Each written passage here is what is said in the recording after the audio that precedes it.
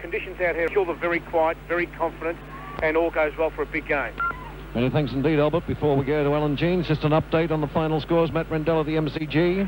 Yes, I didn't give you those reserve scores. We had Melbourne winning 22-16, 148, winning by 68 points, Essendon 12-8, 80.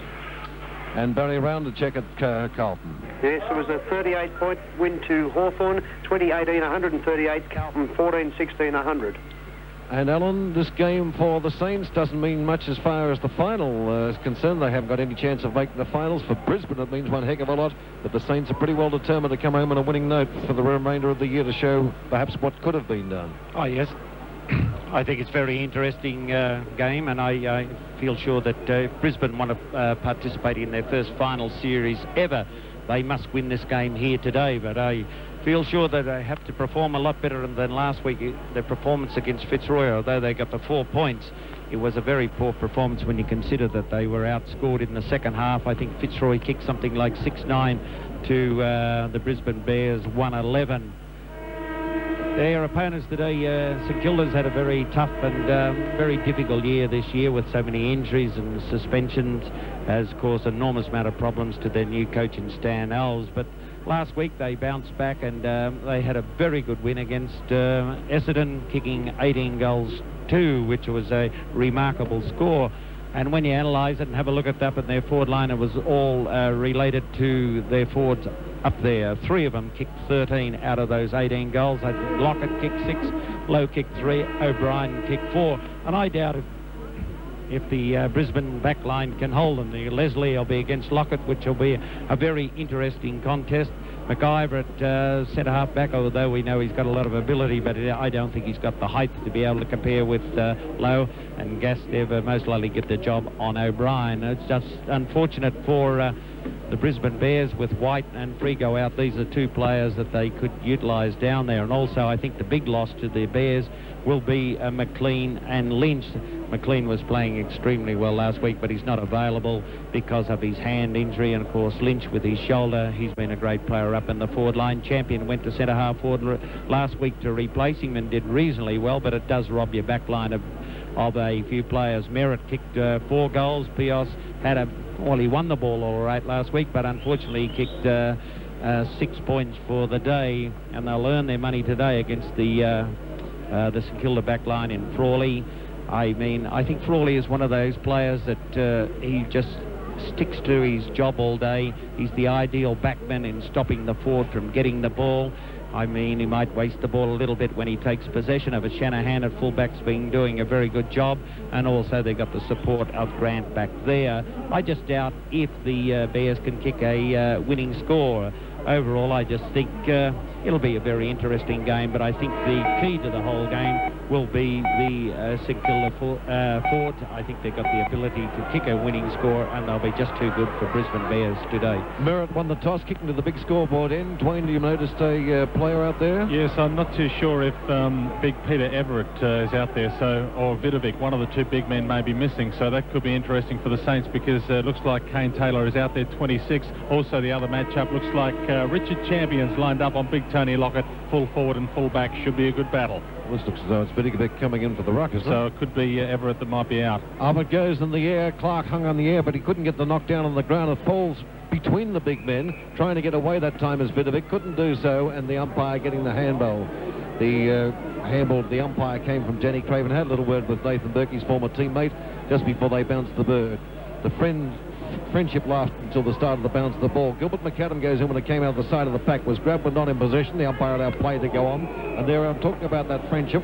Nathan Burke and also Danny Craven. Well, Craven's just been pinged for kicking the ball out of the hand of Nathan Burke, and Nathan took the free kick. Little short pass over the half forward line, picked up there, and a kick in towards the forward line by Shaw, and out comes Lowe. Lowe has taken the mark and lines up 55 metres out. Here's the kick down towards the full forward line. I think Dwayne's right. Leslie seemed to drop back into the hole there in front of both Lockett and Champion, as Dwayne predicted before the game. A handball out, comes out to Lambert. Lambert looks for someone to kick it to. He got the handball off Kennedy, took a while, then punched the ball with the right foot up to the half-back line. Players coming in pretty quickly. Thrown out of the way was Hart. The ball cry came out for St Kilda fans. Little left footer by Burke into the forward line, didn't come off, and it's Lambert to take the ball. 60 metres out from goal, the defence out to the half-back line, trying to take the mark, and successfully done further. That looks as though it's Hart driving the ball in towards the forward line. Up they go, players backing back. Frawley down there, couldn't get it, picked up, flying kick goes into the forward line that time, up, bouncing towards goal, but has been run through by the Saints, and is going to be through for one behind. So Everett and Vidovic are playing. Two big men. One of them is lined up on Roger Merritt. Everett's gone down to the back pocket. The Hollow's gone up into the forward line, and Leslie's picking him up. And as you called it, Champion's gone back to full back onto Lockett. Waiting for the ball to be kicked in. Grant has taken plenty of time before he gets the ball on its way. Now favours the outer side of the ground. They set themselves, all flyers up all over the top, knocked away from Vidovic towards the boundary line. Big Everett is right out there, goes along the boundary line. The ball goes over the line and out of bounds for a throw-in. Voss appears to be playing a centre-half forward for the Bears. Not a very big centre-half forward. He's just under 6 foot. It's just their lack of height with Frigo and White being knocked down. A good tap out by Clark to the right-hand side of him there as Lambert was charging through. The umpire said the penalty for a bad tackle, and Lambert is the free kick to Lambert. Lambert takes the ball, drives towards the forward pocket. Not a good pass. Merritt was going out there too far in front, went straight over the line and out of bounds for a throw-in. Kennedy well down the ground. The Bears have got about 5 players around about half back. Now they're starting to pick up a few men, and the Saints are starting to pick up those other loose Bears. Out the back it goes, trying to grab at that time, and a good run away comes in from, that looks like Burke using his right foot going out towards the other side, or is it Keogh? Didn't look to flash on it, but he got it away. Keogh, it was him.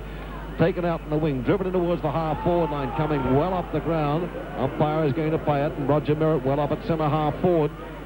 Too far out for Roger, even at probably at his best. Oh no, he might have at his best kicked 60 metres where the man is on the mark. Nathan Burke jumping up and down on the mark. We've got a few Burkes, a few Shaws playing this afternoon. Nathan Burke, number 3. We get down to Clinton Shaw, and also Darren Burke, and also Damien Burke. And we'll try and differentiate when we have those players in the action. Big Roger comes in, goes close to the man on the mark, goes to the left-hand side. Frawley punches it away in front of the pack, and it goes over the line and out of bounds for yet another throw-in. 3-4 minutes coming up, and it's only one behind on the board, and it's going to the Bears. A very interesting contest between Merritt and young Everett. The old against the young. Yeah, could be a big education for young Everett. Backing back into the pack that time was Vidovic. Everett came in from the side, ball falls to ground. Handball out goes the wrong way. Saints to Gilbert McAdam. Gilbert McAdam gets it over to Kennedy. Kennedy handballs down the ground. Chasing after him is Matthew Lappin. He couldn't quite get there. Lappin still throws himself in, trying to get it. Nathan Burke is there for St Kilda. Gets it out the half-back. Grant with a little bit of a nudge along the ground. Pekin is in there. He's been pushed too. A handball comes out from Clark over towards McAdam. McAdam did well to even from the ground get a handball back. Couldn't get it clear though. Trying to pick it up that time. Couldn't get it in was Lappin. A long handball comes in. Goes in towards Chris Scott. And Chris Scott shoots for goal. And it is there for one behind. It was Chris Scott, was it not, that shot it through? And we've got Bears 2 behind. St Kilda at the score. 5 minutes gone. And the quarter brought to you with the compliments of Precise Advice Financial Services. If you're retiring soon, get in touch with Precise Advice. David Grant has the ball at full back for St Kilda, about to put the ball back into play, and he'll come to the members' grandstand side. A 50-metre kick, a long one. No one can mark the ball. Harvey's on the bottom of the pack for the Saints. He gets a push in the back against Craven. The Brisbane player, Danny Craven, jumped into the back of Robert Harvey, and he takes the free kick at half-back for the Saints. Has a long look around. The game has started off fairly tamely. None of these players timid, but just finding their feet at the moment. The short pass from Harvey went back to Grant, who initially gave the ball to him. He goes across the ground to the big loping player moving through in Everett. Everett goes to half forward where he finds Bowie. Bowie gives a little handball off. Here come the Saints. The big long-sleeved Lappin kicks the ball for the Saints into the full forward area, but it'll be too many Brisbane Bears to get the numbers to the ball, and they take it out of defence. Only short-lived though, because here come the Saints again. A nice mark and a little chip handball over to Nathan Burke. He fires a short pass into another small guy in Bowie, and Bowie marks, and he'll kick for goal right on the 50-metre arc. Only a little guy, and if there is a breeze here at Waverley Park today. The Bears are kicking with it. So he goes for the short pass, and unattended in the forward pocket is Pekin, and that's poor marking by the Brisbane Bears. And Tim Pekin will kick at goal from about 30 metres out on about, a 30-degree angle, I'd say, as a guess. Geometry wasn't the strongest point, but it's a reasonably acute angle pushed into the members' grandstand side pocket. St Kilda kicking to the small scoreboard end in this first term, which is 6.5 minutes old. Pekin comes in, puts the ball on its way. It's just snuck inside the goal post and scores a goal. The Saints, their first, and the Precise Advice Financial Services scoreboard sees St Kilda 1 goal of 6 points to Brisbane, just the 2 points. I think if I was St Kilda, I'd just boot the ball long into the forward line all the time to try to exploit the small backmen they have, the Brisbane Bears. They just lack height down there. St Kilda's just showed a little bit of initiative then, but I would have just be blasting the ball down to Lockett and Lowe all the time to try to capitalise on it. Ruckman go at it, and it's tapped down to Harvey, and Robert Harvey twists and weaves out of the pack and passes to Lockett, who gets the ball thumped away from him by Champion. Been a good fullback this year. Can't thump it to a teammate there. Lowe's on the bottom of the pack, shuffles it out. Also there McAdam for the Bears. Pushed out, and here come the Brisbane Bears side through Matthew Clark. Gets the ball on the outer side wing, kicks to half forward. Pios leads in the race for the ball, but he overruns it, and all of a sudden Peckett grabs it for the Saints, fed off a Brisbane Bear handball, and he runs across the half back line with a bounce. A short pass, a good one too. A nice little dash there by a few of the Saints players. They've got the numbers, and a short pass finds Pekin once more at half forward. Too far out to score this time. Pekin has the only goal of the game so far, and he kicks from 80 metres. Kicks a long one into that 50-metre arc, taking a nice mark down there for the Brisbane Bears side. In front of the pack was the ex-Geelong player Shane Hamilton. Hamilton kicks to the outer side wing, a longish kick. Hasn't quite got the carry to get Voss's hands on it, but picking it up and sprinting away was Hart. Hart dishes out a handball to Craven. Craven, in turn, passes a long one into the full forward area where Merritt takes it to grabber. Good grab by Merritt in front of Everett, and Merritt will kick a goal for the Brisbane Bears, just inside 50 when he kicks, and on about a 45-degree angle. We've played 8.5 minutes into this first term. Brisbane Bears kicking with a slight breeze to the large scoreboard end in this first term here at Waverley. The clock shows 2:09, which means that games at other grounds, which were due to get away at 2:08 at Carlton Hawthorn, will be underway. So we'll check scores at other grounds for Precise Advice Financial Services shortly. Merritt comes in, puts the ball on the boot. It's going to be offline right from the word go. It was offline, out of bounds on the full impact. And let's go around the grounds for Precise Advice Financial Services. Firstly to Matt Rendell at the MCG. 8 minutes in, and it's Melbourne leading 3 goals straight to Essendon, 2 goals straight. Barry Round at Princes Park. Yes, only just started here, Dwayne. No scores yet, but Jason Taylor's the Hawk out and Scott Crow is in. Here's the kick out towards half-back, and Vidovic's taken the mark. Saints go on with it, but it's held up at half-back. A little grab over here finds the Bears back at action as short pass goes in towards Craig Lambert. Lambert with the ball near the centre square. A left footer in towards the forward line, curls and wobbles badly in the air, and big man dropping back there is Lazar Vidovic to take yet another mark. Nicknamed Lazar by his mates. Brings it out towards Darren Burke, who handballs to Nathan Burke.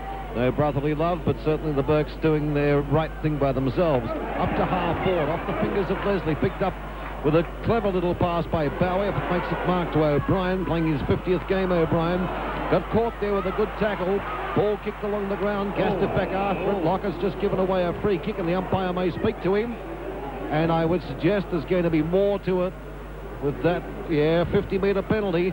And Lockett just manhandled his man down there, and Shane Hamilton. The ball will be brought up from the half-back line, and perhaps the umpire could have even waved more than an admonishing figure towards Tony. Oh yes, it was an undisciplined act by Lockett at that stage.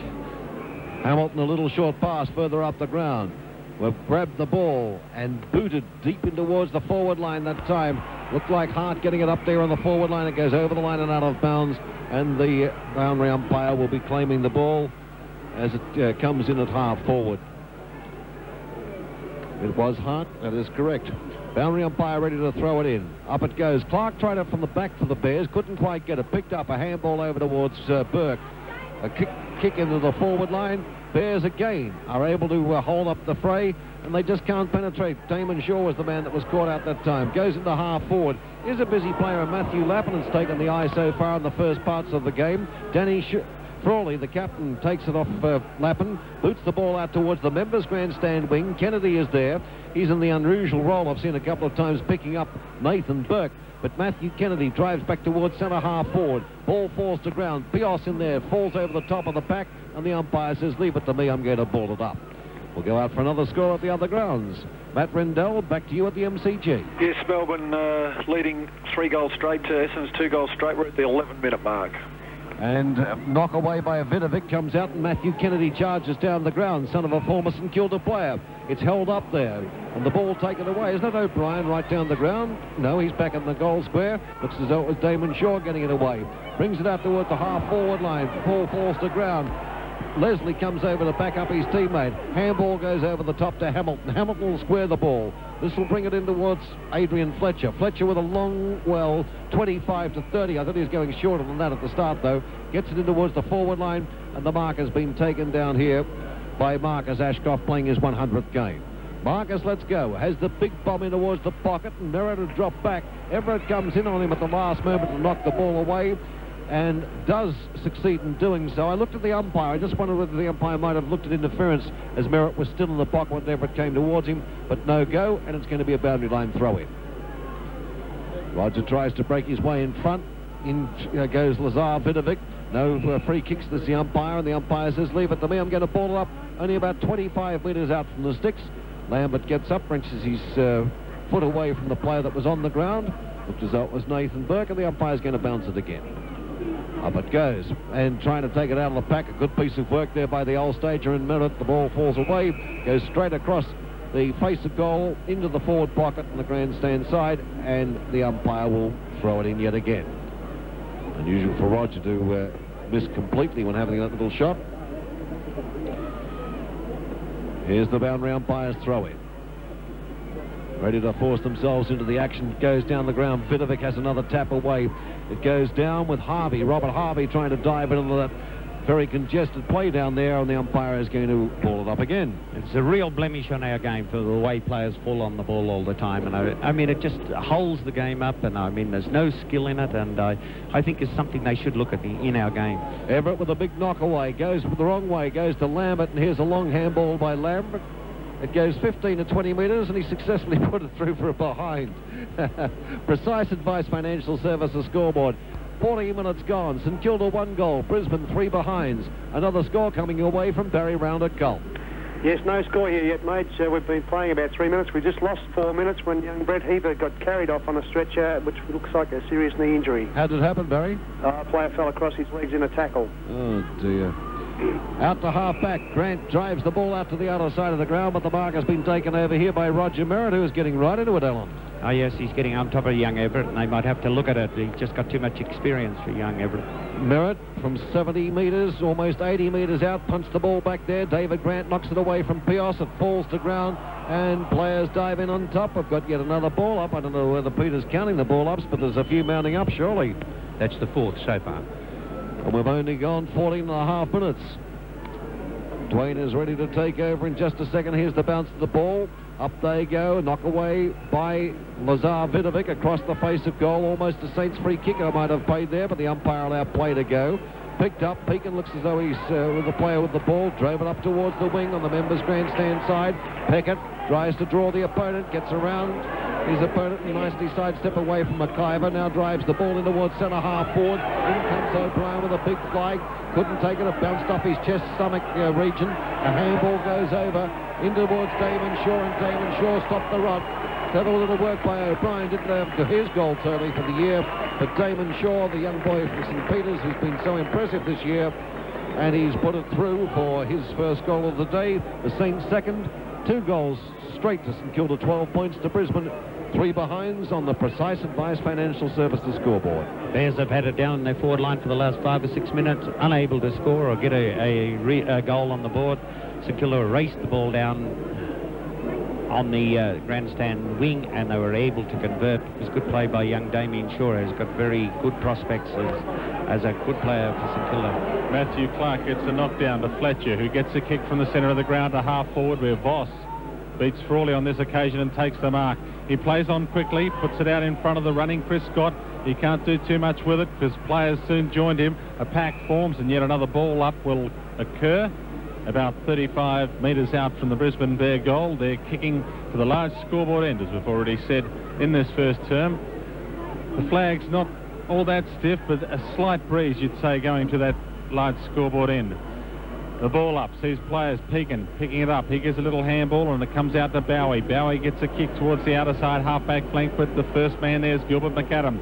Picks up the ball, goes one way, goes the other. Pekin tackles, could almost be holding the ball, and I don't think it should have been. The tackle slipped to the leg, and in the end it was a trip.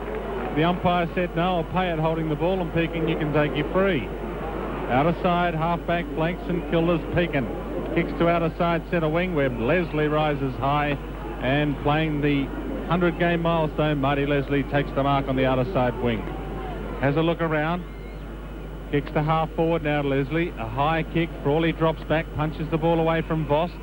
But Voss will get a free kick. The umpire saw an infringement there as Frawley punched. And Packett, who had the ball for the Saints, will have to handball it long to Voss. And Voss will take this free kick from 60. It's a long way out. The homegrown Queensland product kicks the ball into the goal square. A poor kick. It's offline and just the 1 point to the Bears. And at the moment they're struggling a little. Just can't seem to register a major, even though they've had more than half of their share of the ball. The share of the ball in this game. Brisbane 4 points on the Precise Advice Financial Services scoreboard to St Kilda. 2 straight goals, 12 were played 18 minutes. They kicked 1 goal, 11 in the last half last week, the Brisbane Bears, and they certainly haven't improved their kicking. Short pass by Grant finds Pekin. Pekin goes to the outer side, where the big loping man on the outer side picks up the ball. That being Vidovic, kicks to the centre wing, and another mark there. Damon Shaw takes it for the Saints. He kicks long, looking for low. Ball slips through his hands. Craven's there, scoops it out to Leslie.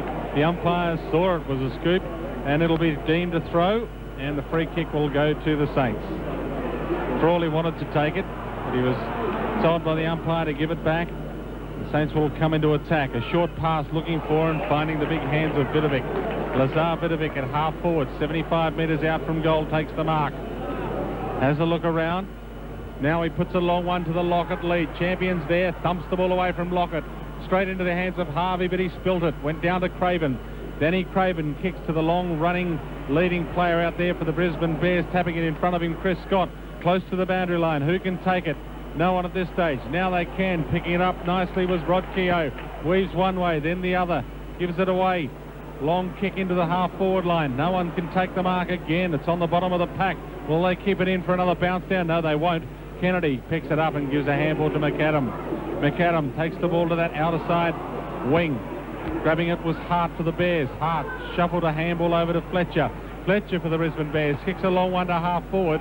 And in front for the Saints is getting hands to the ball was Everett. And across the boundary line in the end it'll go. But the umpire in the meantime found another free kick. Picked out a few. And it'll go to Merritt, who's a long way from goal. 60 metres from goal is Merritt. Almost 65 by the time he took his free kick. He's kicked it in and he's found Clark. He's covering a lot of ground, Clark. Every time St Kilda moves the ball down into the forward line, he's dropping back to try to cut off the lead of the big players at full forward and centre half forward, and now he's pushed himself up. He's certainly got a lot of mobility. He's got a lot of mobility and a lot of ability, Alan, and takes this kick from 60, puts a long one on its way with the breeze. Has he brought it back enough? No, only the 1 point to the Bears. So their scoreboard is severely inaccurate. The Precise Advice Financial Services scoreboard sees Brisbane 5 points, St Kilda 2 goals, 12 have played 20 minutes. Short pass out from full-back. Comes that Saints, go away. We'll check scores at other grounds shortly, but Robert Harvey's got the ball and he's about to kick it from half-back and put it to half-forward for the Saints. Before we go around the grounds, we might hear a little bit from Ian Major. Here's the kick by Harvey in towards centre half forward, up towards low. He almost juggled it from left hand to right hand, tapped it back in front, couldn't capture with the right after the left did the job. A quick kick in towards the forward line by Damon Shaw. Finds O'Brien. O'Brien turns around on the 50-metre line, drives towards goal. It's coming across the face, has just missed out. And St Kilda moved to 2-1-13. Brisbane 5 behinds. Precise Advice Financial Services. Match brought to you with the compliments of Mitre 10. At the other grounds, Matt Rendon update at the MCG. 20-minute mark, Melbourne lead 5-3, 33 by 15 points over Essendon, 3 goals straight. And a score from Barry Round out there at Carlton. Yeah, 13 minutes gone. Carlton 2 goals straight, 12 points. Hawthorn 1 solitary point. And Leslie kicked that ball into the half-back flank members grandstand side to Lambert. Lambert over towards Marcus Ashcroft, back to Lambert, and it's balls in the half forward now. Bears have got it down there. Saints defence, though, takes it towards the boundary line. Peckett's run it over the line and out of bounds. It'll be thrown in right on the 50-metre line. Got it down there nice and quickly. St Kilda 2-1-13 to Brisbane 5 behinds. Precise Advice Financial Services scoreboard. Bears warming someone up on the bench, ready to come in. And Chapman. It's going to be Chapman. Boundary umpire throws it over the back, and Harvey comes into the action once again. Robert Harvey into the centre of the ground. Moving nicely as Damon Shaw to take the mark. Giving his opponent a bit of a headache at the moment, Ashcroft. Handball's over. Coming down the ground. It's a kick in by Burke. Darren Burke in towards half forward to Lowe. He'll handball it back. Goes over towards the left footer again, and he'll try Darren with the left foot into the forward line. Look for Loppett. And dropping in short was Leslie. Takes it. Handballs to Buse. Buse runs across to the outer side of the ground. Chasing after it, McAdam. Gilbert's got it now as he got the favourable bounce. A handball over the top. Gets it over the opponent, Matthew Lappin. Brings it around the half-back line, in towards the forward line. Danny Frawley backs back into the pack. Couldn't quite get it. Bears take it again. A little kick. Is that Merritt right up the ground? No, it couldn't be. Chapman. It's Chapman up there. And the ball over the line and out of bounds, and the boundary umpire will throw it in. Fletcher was the man who came off for the Bears. Hasn't been getting into the action all that much. Lazar Vidovic goes up on the ruck, takes it out of the pack, gets it over the back to Danny Frawley. Danny handballs in towards Keogh. The handball goes further down the ground. Here's a kick by Darren Burke of the Saints out wide, finds Damon Shaw. Damon Shaw on the outer side. We'll go past the AFL logo sign into Bowie. Bowie, a little short pass, handballs it off to Harvey. Harvey on the run, captured. Lambert, not a bad tackle, not a brilliant one, but not bad. Stopped Harvey. Ball falls free, so good work done that time by Lambert. Kennedy takes it, drives back in towards half forward. Darren Burke grabs the crumbs, handballs it off again. The left footer by Keogh goes in towards half forward to Lowe, who's led right almost to the boundary line. Tries to handball back to Nathan Burke. He was well attended that time, but it bounces back beautifully for Stewie Lowe. In towards the forward line goes the kick from Stewart. Falls to ground, Champion grabs it. He'll be grabbed by Lockett. You can't take those sort of risks. Almost holding the ball as the ball fell away from Champion. Lockett was looking for the free kick, and by G could have almost got it. Leslie retarded after he lost the ball. Picked up by Lockett, chased by Champion, but it's all over. Lockett put it through on the left foot, and the Saints moved to 3 goals, 1-19. Brisbane, no goals, 5 behinds, 5 points. The Precise Advice Financial Services scoreboard. And I would say Alan Jeans, if coaching either Bears or Saints at that time, would have lost a few more hairs.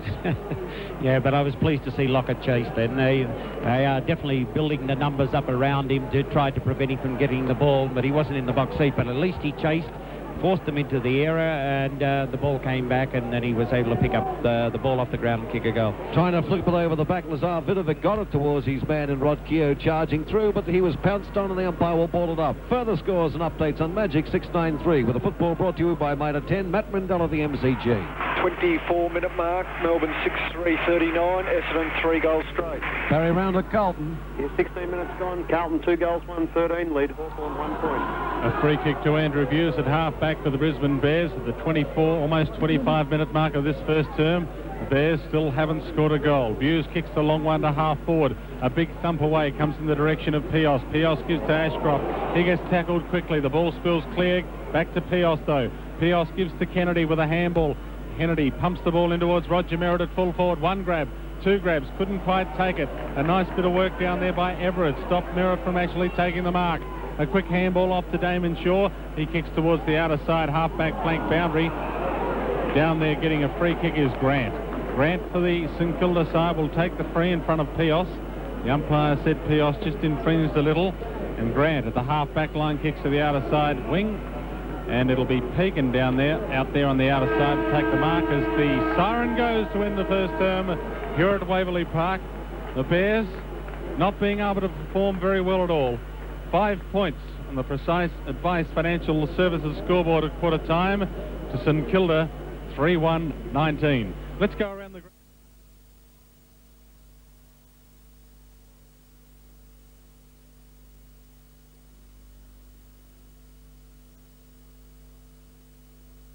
kicked three goals, 1 to 5 points, and they have a 14-point lead, and I think they rightly deserve that. They just had the better players in that first quarter. Some of the changes that were made before the game, Champion was moved back to fullback, and he's picking up Lockett.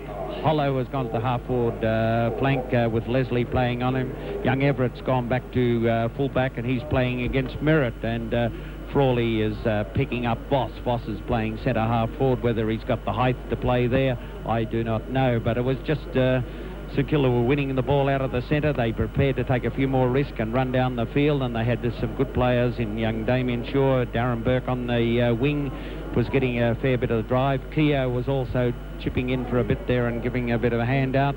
Pekin was prepared to run down the ground, and he was the first one to kick a goal on the side. I think Vic in the ruckers giving them the first use of the ball.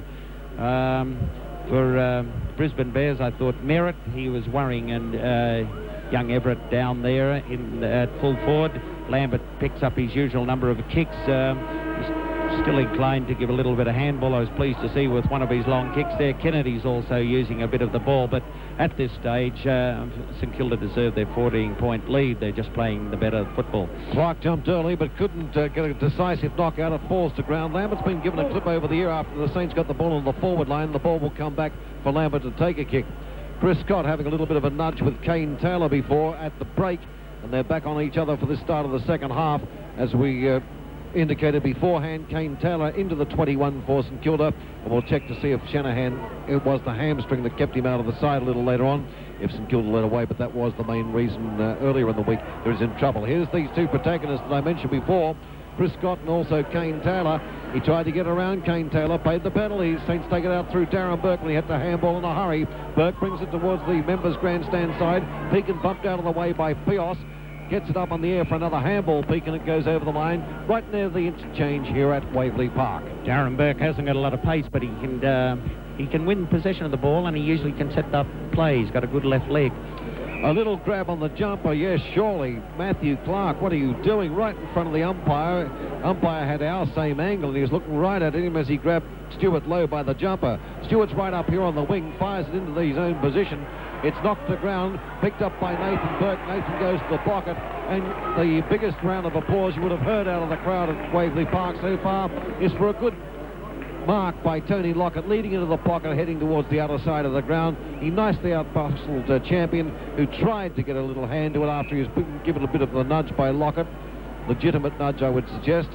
And Lockett will line up from, well, he's around about 45 metres out, Tony, but he'll probably come into within about 23, I'd say, when he kicks with Champion to run in at him a little bit more. It'll be a fraction better than a 30-degree angle.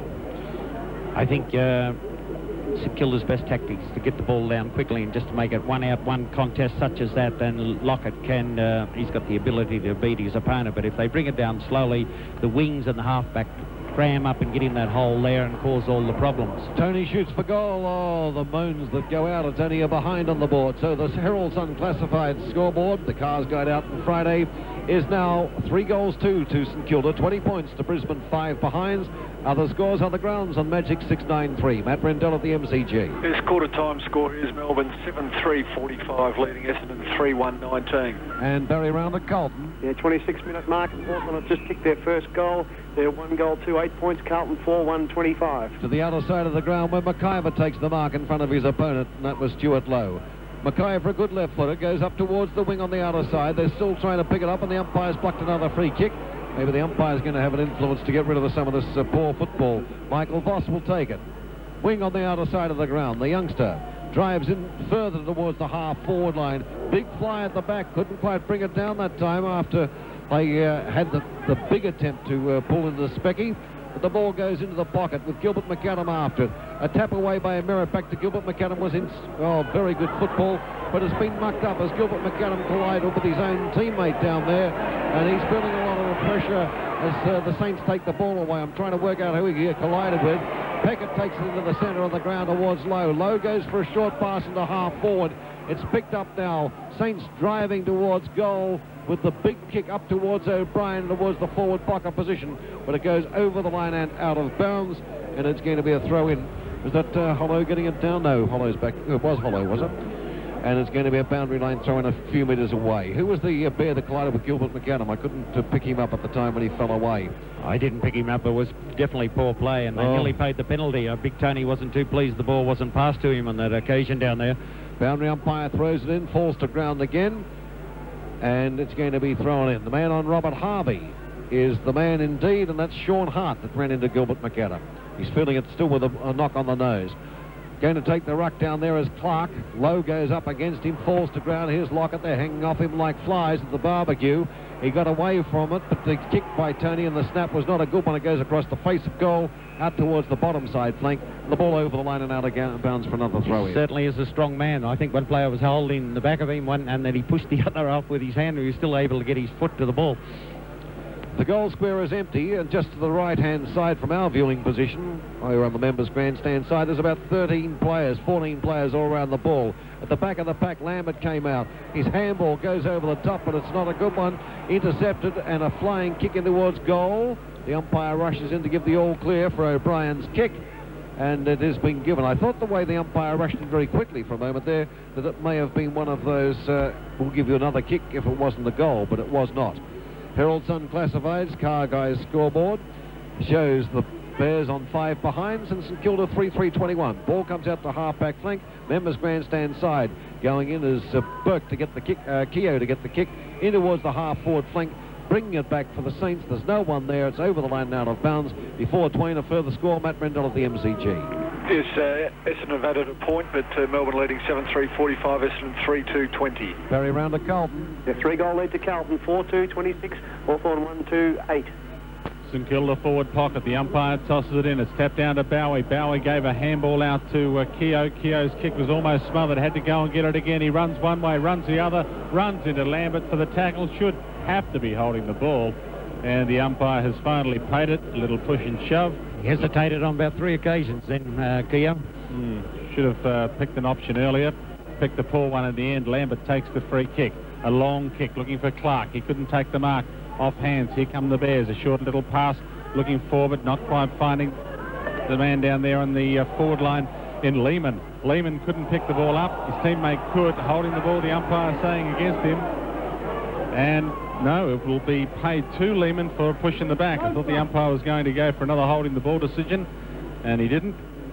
And Lehman takes the free kick, centre wing, grandstand side, kicks the half forward over the top of Chapman's head. Handball over to Robert Harvey. He passes a nice little pass to Burke, that being Nathan Burke. He gives it off to his teammate in Darren Burke.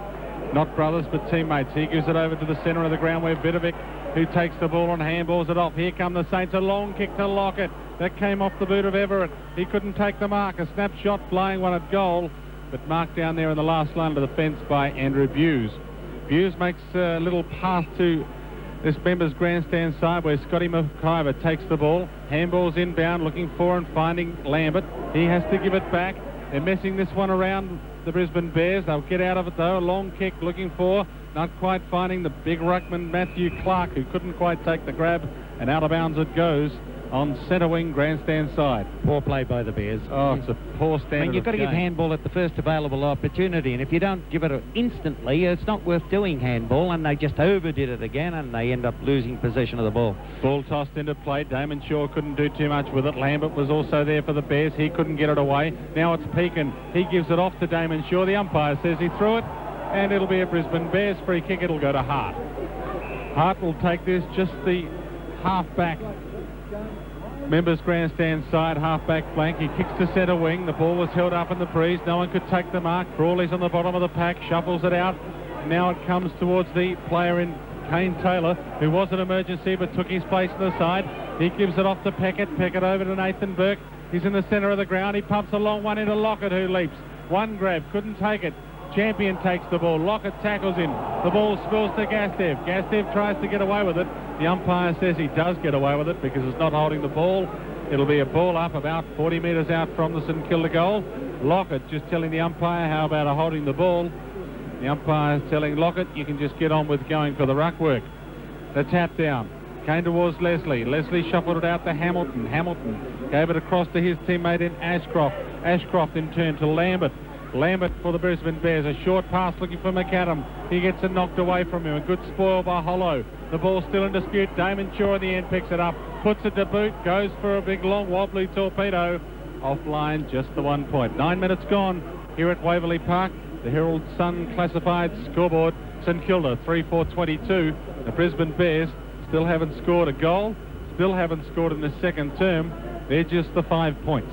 Let's go around the grounds. Firstly, Matt Rendell at the MCG. Yes, Melbourne leading by 3 goals here, 7-3-45, Essendon 4-3-27. The kick out by Richard Champion was in front of Leslie. The ball ran away from him, and now it'll be a free kick to St Kilda. Hollow will take it because the ball wasn't touched before it crossed the boundary. A long one into full forward. Lockett got up fairly high onto the back of Champion, but he couldn't take the mark.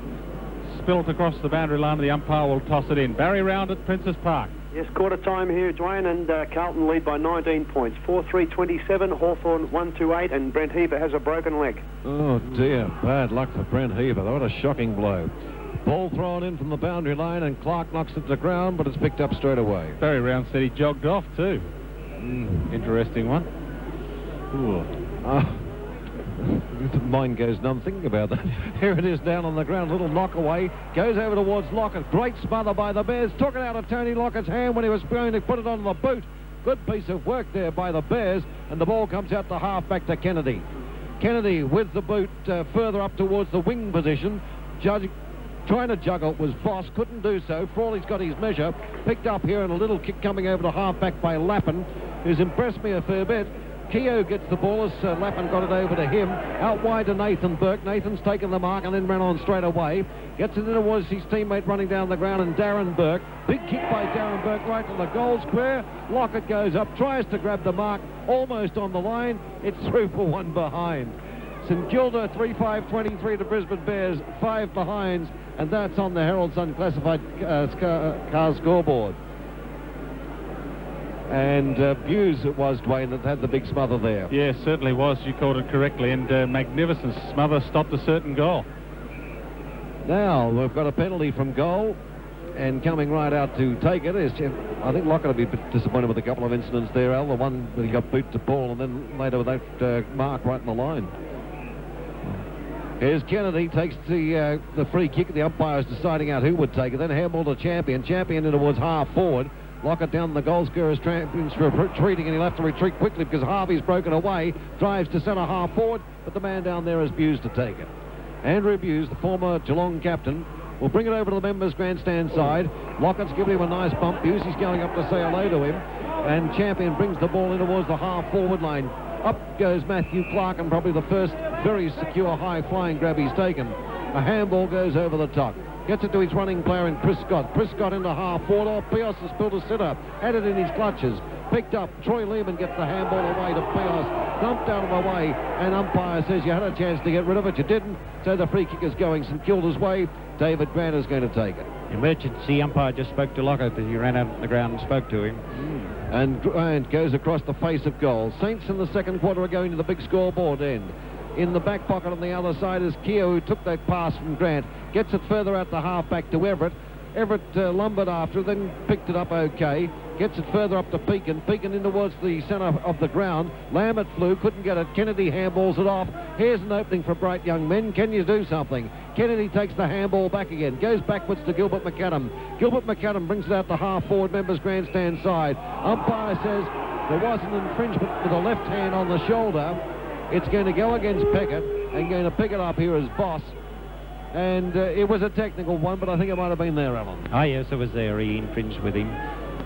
Now, let's see what he can do with the ball. Oh, Nathan Chapman. Nathan Chapman will take it. Nathan comes in. Drives in towards the full forward line up to... Oh, Merritt in front. Ducks out, trying to con the umpire that had been pushed, but he wasn't pushed. He was just out of position, taken by Lazar Vidovic to the running Harvey. Harvey further up the line to Peak, and then over to Nathan Burke. Nathan's had 3-4 bounces now. Goes up almost to the wing position before he delivers the ball by foot. Not a good kick by Nathan. Goes right over the top and goes over the line and out of bounds with Leslie the closest to the ball. Pios dragged, I think, Alan for that indiscretion, and Fletcher coming back on. Yes. It's just interesting, the tactics of St Kilda. I think St Kilda's playing the better football around the field, but they sort of dragging low away from centre half forward. He hasn't been able to get really involved in the game, but if Lockett and Lowe takes over, with just how far? Hollow got the knockout, but it was a hollow one because it went to the Bears. Handball further out. McIver takes it. That gets it onto his right boot. Boots in towards the half-forward line. Trying to grab it down there, but couldn't. Was Fletcher. Picked up, and a chance for Keogh. Keogh with a left foot, a good foot pass over to Lowe. Go for the doctor, they say. No, he decides to go for the hand pass to Grant. Grant from 60 metres out punts towards the forward pocket where O'Brien was. O'Brien turns around to the umpire and says, don't you realise it's my 50th game? I should have got the free for being manhandled. The umpire said to the boundary umpire, throw it in, and ignored the pleas of Craig O'Brien. Waiting for the boundary line throw-in. Going around the grounds in just one moment. The Herald Sun Classified Cars Guide scoreboard is now 3-5 to 5 behinds with the Saints in front. Over the top it goes. A little kick out the back went towards O'Brien, but picking it up was Champion. Champion goes out towards the outer side of the ground, chasing after it, but needlessly was Kennedy, and it's over the line and out of bounds. Danny Craven on and Lehman off for the Brisbane Bears. Wasn't on for long, was he? Matt Rendell a score at the MCG. Matt Rendell? Points, yep. Still leading by 18 points, 8-3-51, Essendon 5-3-33. Barry around at Carlton. Yes, just started playing the second quarter. Carlton 4-4-28, Hawthorn 1-2-8, and it was Troy Bond that jogged off, Dwayne. Out towards Lambert. Lambert up towards McIver. McIver dribbled it into the centre. Picking it up was Gilbert McAdam. That's a bit better. Oh, thrown out of the way that time was Craven. Didn't have much chance at all. Picked up by Gilbert McAdam. It's not flash football. Let's see if they can do something this time. Marcus Ashcroft gets it into the forward line. Jumped out of the way. Everett fell to the ground. Better be a bit lucky that time to get it, because it really, when he went to ground, he took it and bounced out straight away, but he's going to be paid the mark. And kicks it into towards the centre of the ground, where another big man, Bedovic, gets a handball over to Bowie. Bowie sprints through the centre, pumps the long ball inside 50. Jastep was down there, thumped the ball away, but only got it as far as the little man is Shaw. Damon Shaw kicks it towards Lockett. He got hands to the ball, but in the end, Champion was able to spill it and spilled it free for his teammate down there in McIver to take it, but the umpire says he'll have to have it back. And is it out of bounds? It was out of bounds in the end. And the umpire will toss it in about 30 metres around from the goal square, the Saints goal square, the large scoreboard end in this second term. 16 minutes gone in the second term, and up they go. Lowy couldn't get the knockdown. Brisbane Bears will take it away. Over there is Lambert. He grabbed it, had a bounce, touched it on the ground, and then passed a nice one to Hart, leading through centre wing. Outer side centre wing. Hart takes the kick, looking for Fletcher. Oh, Fletcher just bumped his opponent out of it, and now he'll pick up about 70 from goal. Oh, I caught it too early. He went to pick it up. He thought he'd picked it up. He spilled it, had to go back and get it. Was tackled nicely by Peckett, and holding the ball, the decision. Peckett takes it at half-back. Pumps one to the outer side centre wing. Damon Shaw couldn't take it. The Brisbane Bears will be paid it. They will. 50-metre penalty. Get a 50-metre penalty. Chris Scott will get the 50. And this will bring them to about 75, 80 metres out from goal. And the only man in the goal square for the Bears is Roger Merritt, and that's where the kick's directed. Merritt leads out, dropping back for the Saints though. Grant. Chapman couldn't keep Grant out from dropping into the space, and Grant takes the mark for the Saints. Comes to this members grandstand side, where, as Ian told you earlier, one of the impressive players for the Saints has been Matthew Lappin, and he takes the mark. Matthew Lappin from half-back kicks to centre wing, where Lowe takes it. And Lowe will kick from centre wing after the grab. We nearly played 18 minutes of football in the second quarter, and neither side has kicked a goal. The long kick pumped into the half-forward line towards the Saints half-forward area, where Nathan Burke picks up. Spears a little handball towards Damon Shaw. Damon Shaw and Buse. What a battle this one's been. Buse gets a little handball to Leslie. Leslie shuffles the ball very carefully towards the boundary line, and out of bounds it goes. Yes, as Alan Jeans told you, the Bears yet to score a goal in the entire game, and neither side able to score a goal in this second term. The umpire tosses the ball back into play. A tap down to Nathan Burke. He tried to get a handball away, but it went to Buse. Buse got a handball to Kennedy. Kennedy tried to get out of it with strength, but he was tackled nicely, and that spilt the ball towards Harvey. Harvey spears a pass, and a good pass too. It finds the lurking Bedovic. Bedovic puts the ball to boot, pumps it long, and is put it through. Goal to the Saints. Just as we were saying, they couldn't score a goal. They put one through, and it's their fourth. Herald Sun classified scoreboard, St Kilda 4-5-29. The Brisbane Bears a pathetic 5 points. We've played 18 and a half minutes into this second term, and let's go around the grounds.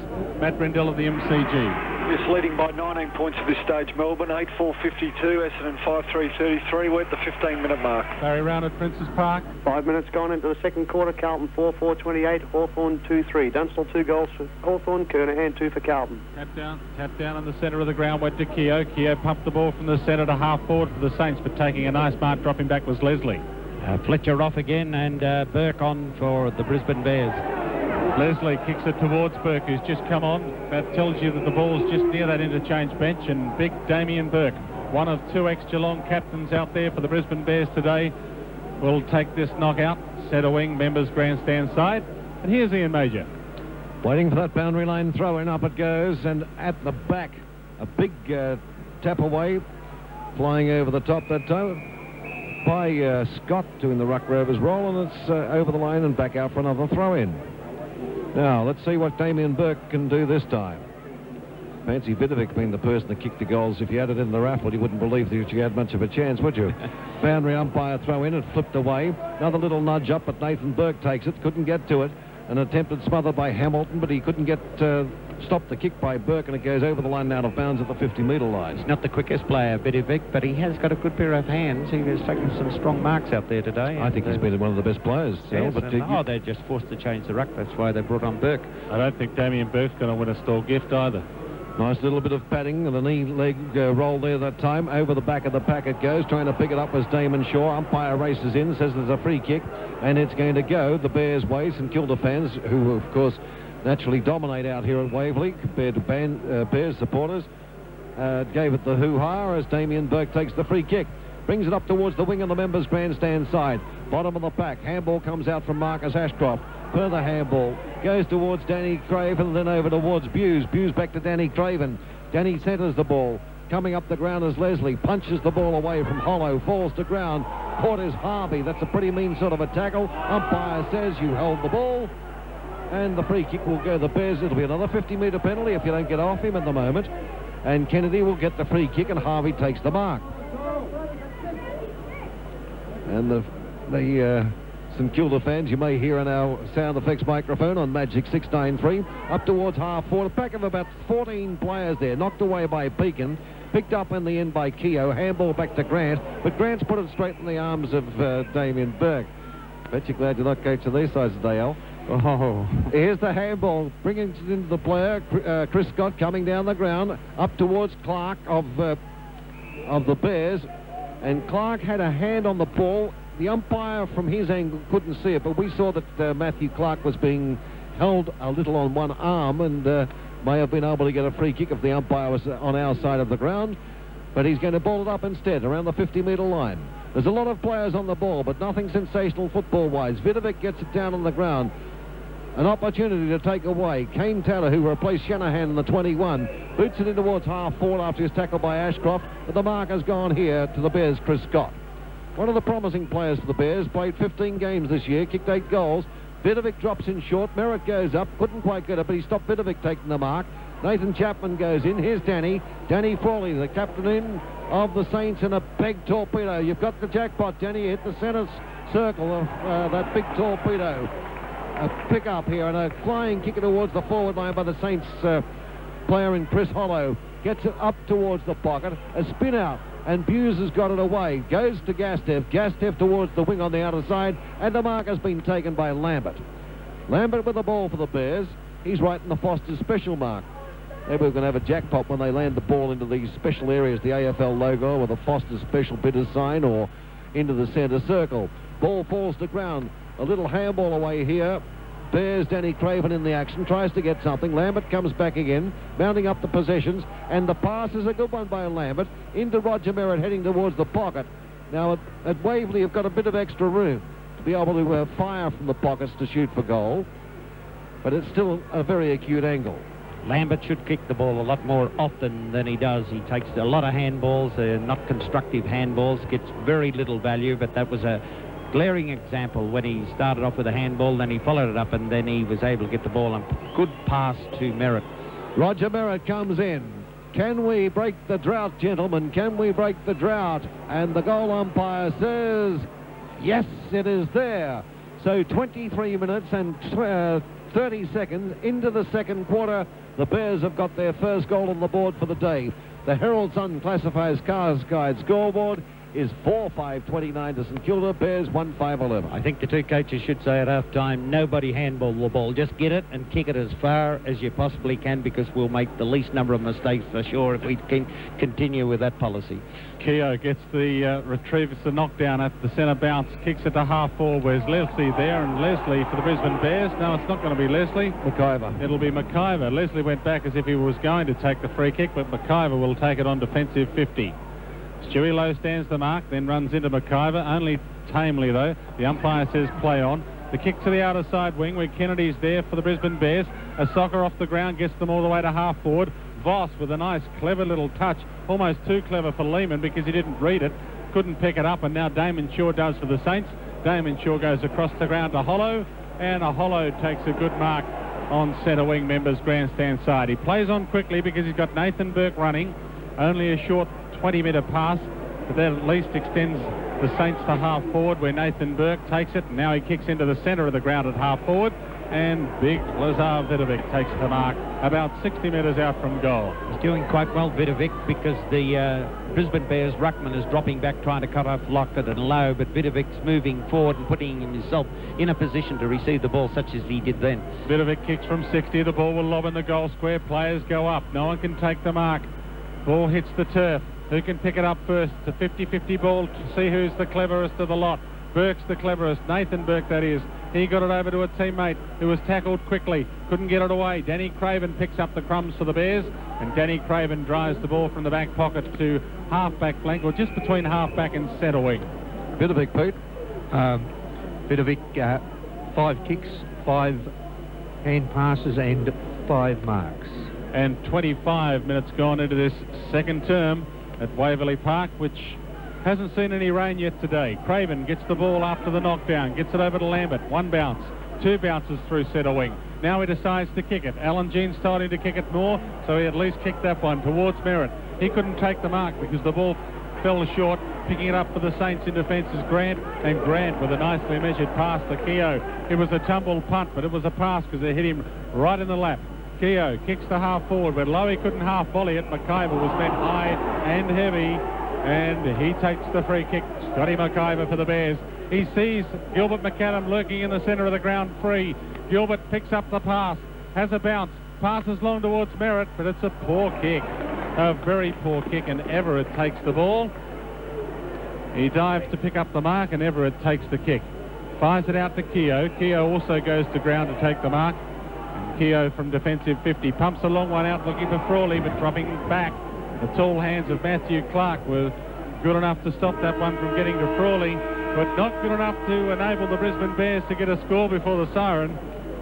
And at half-time in a substandard game here at Waverley Park, St Kilda 4-5-29 on the Herald Sun classified Cars Guide scoreboard to Brisbane Bears 1-5-11. Let's go around the grounds to some more exciting contests perhaps. Matt Brindle at the MCG. 24-minute mark, Melbourne leading by 23 points, 9-4-58, Essendon 5-5-35. Back to you.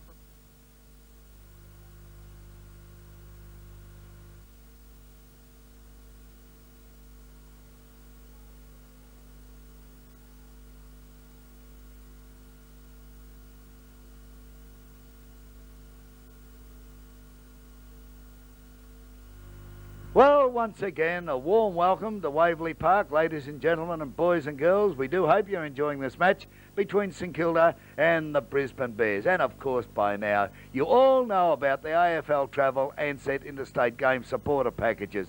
They have proved the star of the season. So, let's continue the winning run by looking at the AFL Travel Ansett holiday packages in just a moment. Because St Kilda, well, you can stay at home from now on and start thinking about your holidays because you haven't got any more interstate games.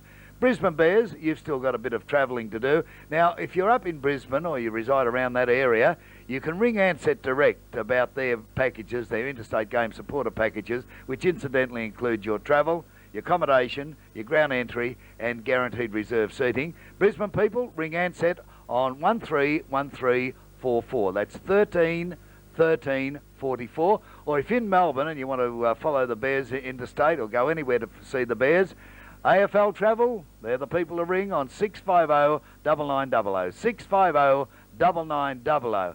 Now, the AFL Travel Ansett holiday packages.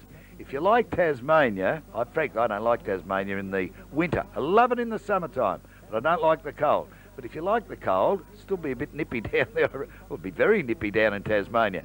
But for 3 nights, $279 per person, including your return Ansett flight from Melbourne and 3 nights accommodation on a twin share basis. Look, you couldn't beat this. This is an enormous value. It's unbelievable value. Really, I had to look 2 or 3 times to make sure this was right. I actually queried the price, but it is smack on. $279 per person, including your return Ansett flight from Melbourne and 3 nights accommodation on a twin share basis. That's Tassie. Now, this is the one that grabs me, Bali, because I like the warmth. 7 nights in Bali from $969 per person. How's that? That's enormous, isn't it? Including your return Ansett flight from Melbourne and 7 nights accommodation on a twin share basis. If you can beat that, let me know and I'll go halves with you in another package. It's almost lowered the price by $100. It's $969 per person. The man from AFL Travel's fainted here. Including your return Ansett flight from Melbourne and 7 nights accommodation on a twin share basis in beautiful Bali. 7 nights and only $969 per person, all inclusive. I'm off. You can sit in the cold if you like. I'm going to Bali. Ring AFL Travel on 650 9900, 650 9900, and enjoy the rest of the match while I'm heading to Bali. And Bowie marks, and he'll kick for goal right on the 50-metre arc. Only a little guy, and if there is a breeze here at Waverley Park today, the Bears are kicking with it. So he goes for the short pass, and unattended in the forward pocket is Bent in this first term, which is 6.5 minutes old. Pekin comes in, puts the ball on its way. It's just snuck inside the goal post and scores a goal, the Saints. Nicely sidestep away from McIver, now drives the ball in towards centre half forward. In comes O'Brien with a big flag. Couldn't take it, it bounced off his chest stomach region. A handball goes over in towards Damon Shaw, and Damon Shaw stopped the run. Clever little work by O'Brien, didn't have to his goal early for the year, but Damon Shaw, the young boy from St. Peter, grabbed by Lockett. You can't take those sort of risks. Almost holding the ball as the ball fell away from Champion. Lockett was looking for the free kick, and by G, he could have almost got it. Leslie retarded after he lost the ball, picked up by Lockett, chased by Champion, but it's all over. Lockett put it through on the left foot. On this second term, the umpire tosses the ball back into play. It tapped down to Nathan Burke. He tried to get a handball away, but it went to Buse. Buse got a handball to Kennedy. Kennedy tried to get out of it with strength, but he was tackled nicely, and that spilt the ball towards Harvey. Harvey spears a pass, and a good pass too. It finds the lurking Vidovic. Vidovic puts the ball to boot, pumps it long, and is put it through. Goal to the... Away here. Bears Danny Craven in the action, tries to get something. Lambert comes back again, mounting up the possessions, and the pass is a good one by Lambert into Roger Merritt, heading towards the pocket. It off with a handball, then he followed it up, and then he was able to get the ball on. Good pass to Merritt. Roger Merritt comes in. Can we break the drought, gentlemen? Can we break the drought? And the goal umpire says...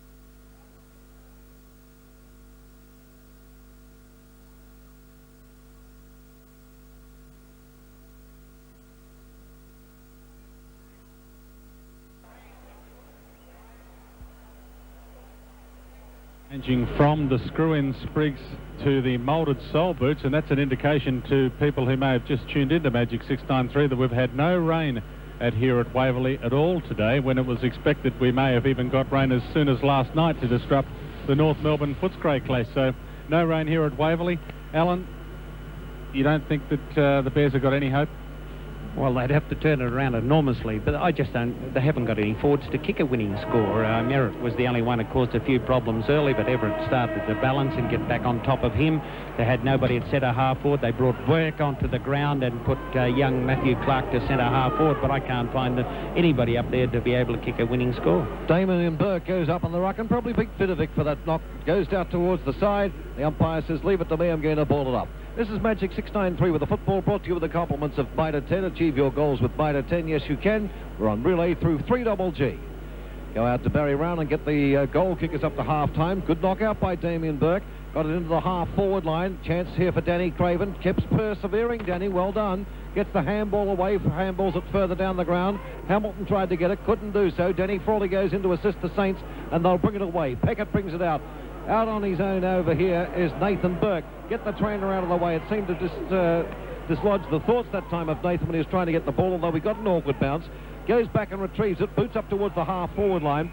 And I might add, the skipper for the Bears, Roger Merritt, at 34 years of age, came right out and chased Nathan Burke right up and towards almost the wing position that time, which is an example for some of the other Bears players. Burke tries to work his way in front in the ruck. That's Damien for the Bears in front of Vidovic. Goes down on the ground, tapped away by Peake and over towards his teammate trying to get through in Hollow. In Burke, couldn't do so. Picked up by Lambert. Lambert's kicked the ball. Two Bears down here, and the mark will be taken by Nathan Chapman. Now, Nathan Chapman, man on the mark, Vidovic is about 52 metres out, so he's got to go there, but whatever breeze, as Albert said, is down to that end, and it may have picked up a little bit in the last 15 to 20 minutes, getting a bit dark on the Dandenongs too, as Nathan Chapman comes in.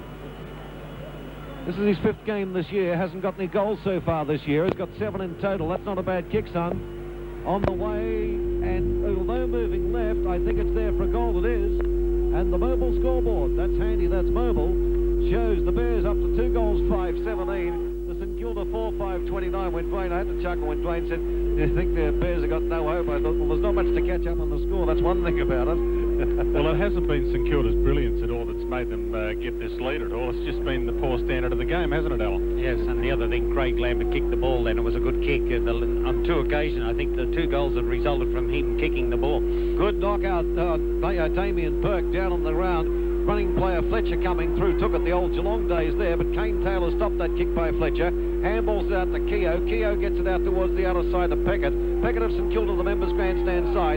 Saints at the small scoreboard end of this 3rd quarter, and the free kick has gone to low, and the crowd says, thank you, umpire, about time too. Although I don't really think the umpires have been that bad, but I suppose there's been a couple of free kicks that they've seen the crowd in front of us that they felt could have gone that way. A little short pass from Stewie, goes up to Darren Burke.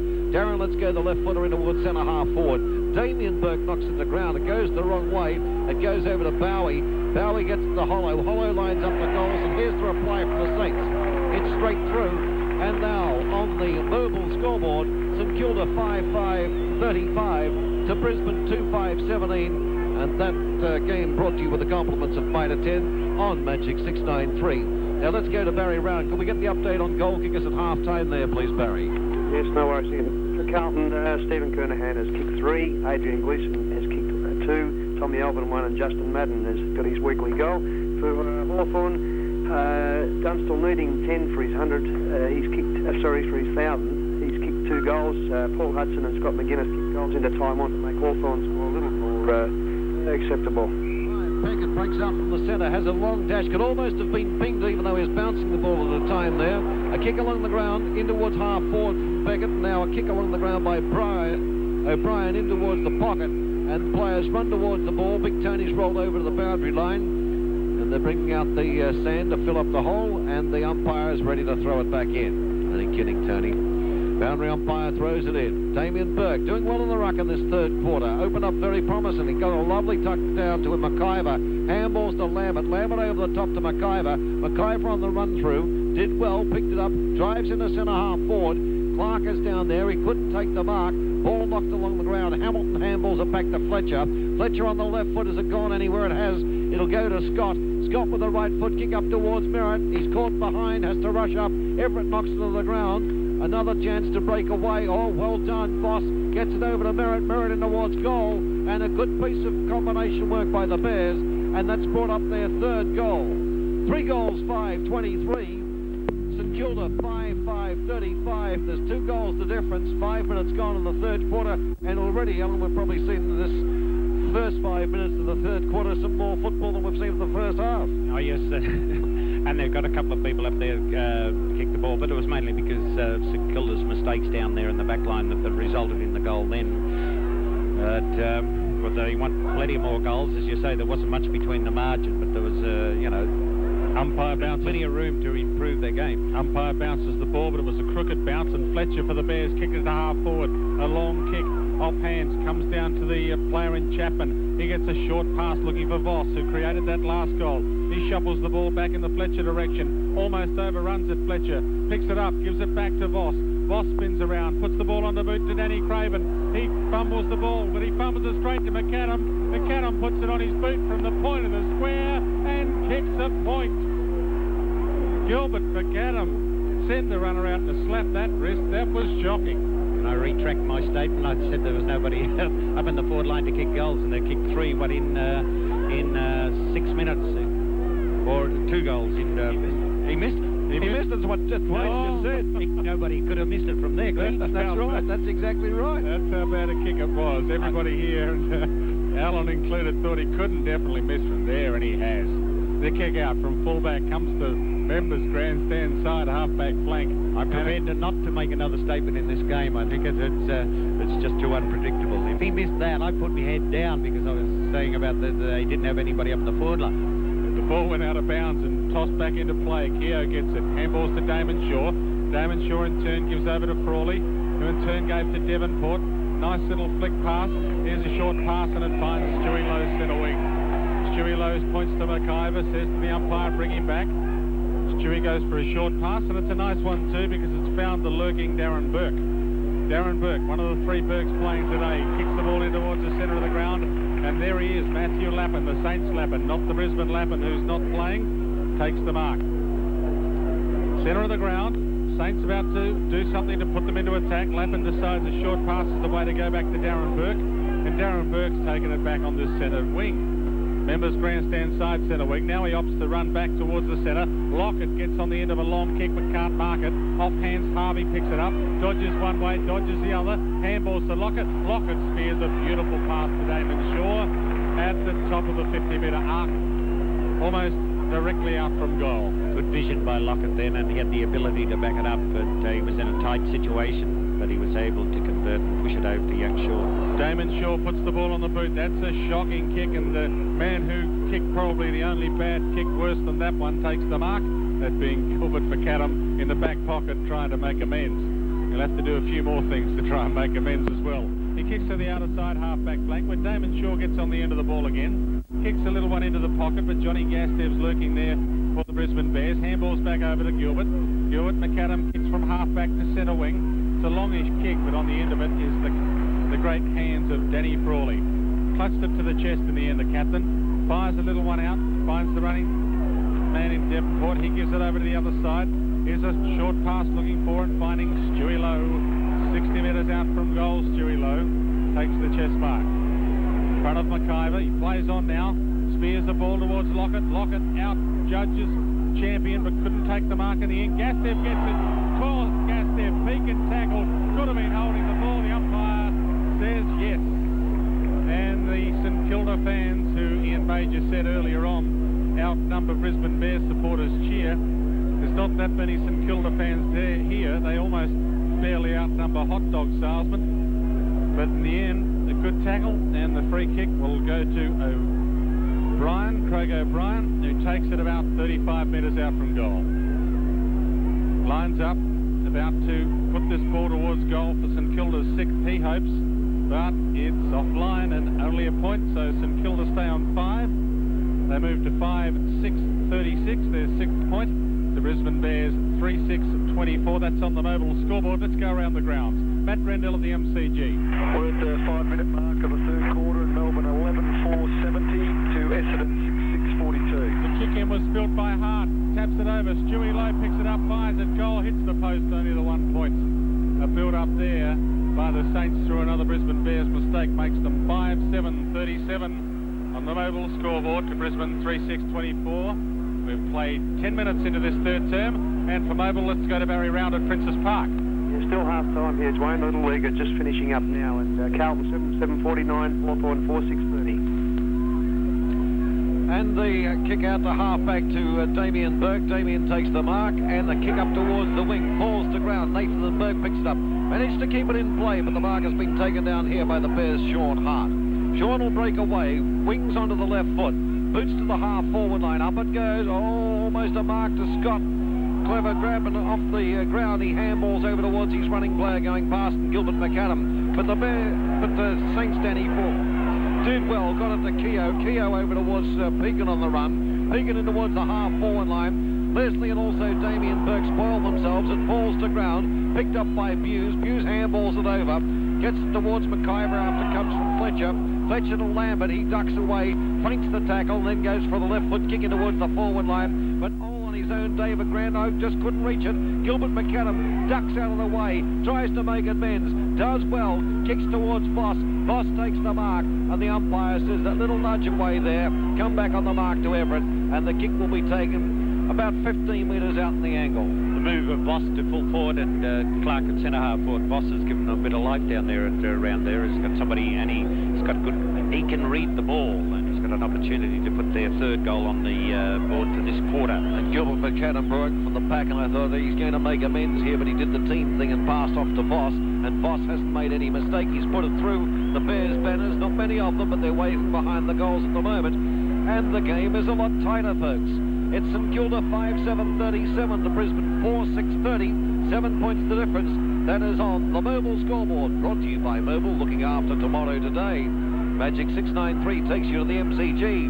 Here's former Fitzroy captain Matt Rendell with a score on the Bombers and Demons. Yes, 8 minutes in, Melbourne 12-4-76, leading Essendon 6-6-42. They've kicked the first three. And looking good at the moment, I would suggest, Matt. Yes, looking very good and dangerous at this stage, and a good blowout. Game, not a good bounce there for the players in the centre. It bounced over to the right-hand side. Lambert got it. Sends it out towards the wing on the other side of the ground. Nathan Chapman brought it in towards the forward line, and they're getting them on the board at the moment. It's gone down towards Chris Scott. Chris Scott's turned around and dumped it through, and we've got a difference of only 1 point. Who would have believed it? The kick from Chapman came in. It was beautifully roved off the front of the back by Scott, and he stuck it on the boot and put it right through. So we now have a situation of 1 point the difference. And Dwayne's comment, now we won't cross to you, Dwayne, you're having a scone, but Dwayne's comment, is it all over at half-time, looks a little bit silly now. Oh, yes, but the wind is picking up a bit. I think that's favouring and they're helping, and they're winning the ball out of the centre. And it's knocked away by Vidovic, but punched back into the centre of the ground. Disputed play. Harvey's gone to the short sleeves now after starting the game in long sleeves. Bad bounce down there. Keogh's missed it. Good desperate work by the Bears, showing far more endeavour now, the Bears. Fletcher picks it up, gets it after a tangle of players. Boots towards the half-forward line. Clark's after the ball, helped up by Gilbert McAdam. Gilbert backs back basketball style, runs away from the opponents, but it bounces the kick into the men and coming towards him. Got it back again for another try, up towards the full forward line. Merritt came out, fell to ground with the ball knocked away. Almost a free kick against Nathan Burke.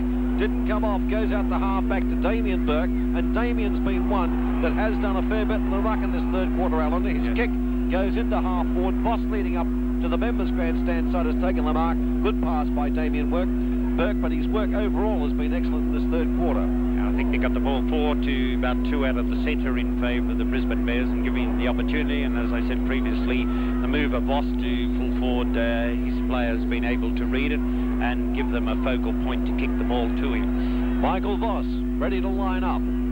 25 metres out, shoots for goal, comes back and sent it up almost dead centre when it went through the two major posts.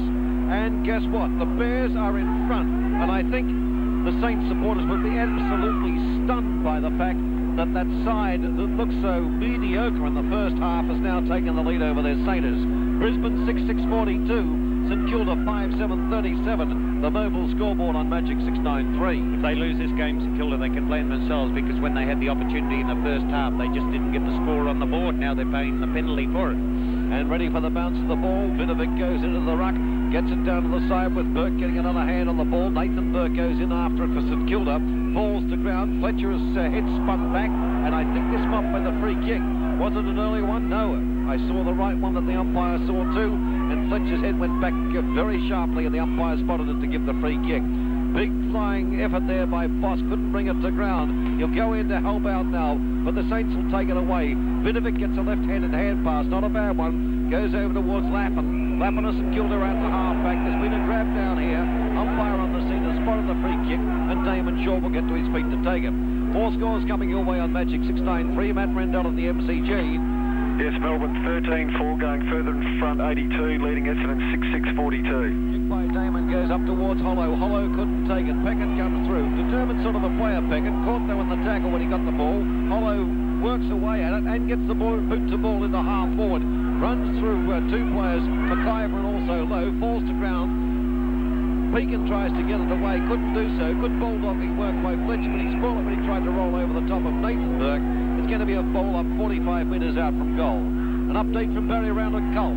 It's been playing 2 minutes, and Hawthorn are out of a point there. 4-7-31, Carlton 7-7-49. 16 minutes gone in this third term. The lights are on here at Waverley, and hasn't the contest brightened itself up? Fletcher dives on the ball, but at the same movement as diving on the ball, dives into the back of Bowie, and he'll take the free kick for the Saints 70 metres out from goal. Looks for a couple of leads. Lockett's one of them. Gets on the end of it. Also there, O'Brien. Played for the free kick, didn't get it. Champion picks it up in front of Lockett. Handballs over to Gilbert McAdam. But Champion will get the free kick for being retarded when he didn't have the ball. Kicks to the outer side wing. He's got the leading player out there, Matthew Clark. He handballs the ball in front of himself when he's tackled. It drifts across the boundary line, and the umpire will throw it in outer side wing. Wind still blowing in favour of the Brisbane direction. That's the big scoreboard end of this third term. And Alan, they'd like to go in with a bit of a lead at three-quarter time. I think they're going to win the game, Brisbane Bears, but if I was St Kilda, I'd start to be thinking about putting Frawley back onto Voss, because he's the one down there looks dangerous in the forward line. Umpire tosses the ball back into play. Craven was the man on the end of the knockdown. Harvey tackling quickly out of bounds it went. The umpire will toss it in. And that little shuffle of play shuffled the ball to the half-forward flank outer side for the Saints. Half-back for the Brisbane Bears. The throw-in. Loops over the back of the pack where Lappin for the Saints picks it up. Kicks the ball inside 50. Lowy's down there for St Kilda. Can't take the mark. In fact, ended up playing for the free kick. O'Brien's there. He picks up the ball. Tried to bust the tackle. Holding the ball, the umpire said. And then he said, no play on. Leslie's got it. Let's pay advantage. Leslie gives it over to Gastev. Gastev from half-back. Puts the ball to half-forward. Here's a chance for Devonport to pick up. He didn't pick up. He was retarded. The umpire paid him the free kick. Holding the man. He goes into the centre of the ground to Keogh. Keogh pumps a long one looking for Lowe. Lowe takes a strong-handed grab. 80 metres out from goal. Handballs a little one to Pekin. Pekin fires to Lockett. Lockett marks 40 metres out. And will take this kick about 50 out from goal. Kicking against the slight breeze. If you tuned out at half-time when the Saints were in front by 18 points and you've just tuned back in, let me tell you, the Saints are behind by 5, and this kick by Lockett, if it's straight, could put them back in front by 1. There was a positive move into the forward line by St Kilda, and got a bit of distance and a bit of accuracy with their kicking, and Lowe took a strong mark at centre forward, was able to pass it on to Lockett, who comes in. Tony Lockett puts it on its way, has one to his name so far today. The goal umpire runs a bit too far and says, you're offline, Tony, you've still only got one. And that's at the 18.5-minute mark of the third term. So Champion can virtually say to himself, so far at least, hasn't done a bad job for the Bears. Hughes takes the kick in instead of Champion. Kicks to one Geelong captain X to another Geelong captain X, Damien Burke, who takes the mark. Members grandstand side half-back flank for the Bears. And he's done well since he's come on, Damien Burke. Has fired this Brisbane side up a bit. Kicks from half-back towards the centre of the ground, centre wing. Gilbert McAdam jumped in front of his man, dropped the mark. Spilled to another ex-Geelong player in Hamilton. Hamilton kicks to half-forward. The running chest mark's been taken by Nathan Chapman. Gets a few leads, Nathan Chapman. He's 60 out from goal, so you'd say he wouldn't be able to kick it. He goes for a long pass, but dropping back and taking a nice little mark for the Saints is Peckett. But here's kicks astray, goes straight to the man in Fletcher. Fletcher fires it in and finds the lurking Lambert, who takes the mark 60 out from goal, and the Bears still going into attack.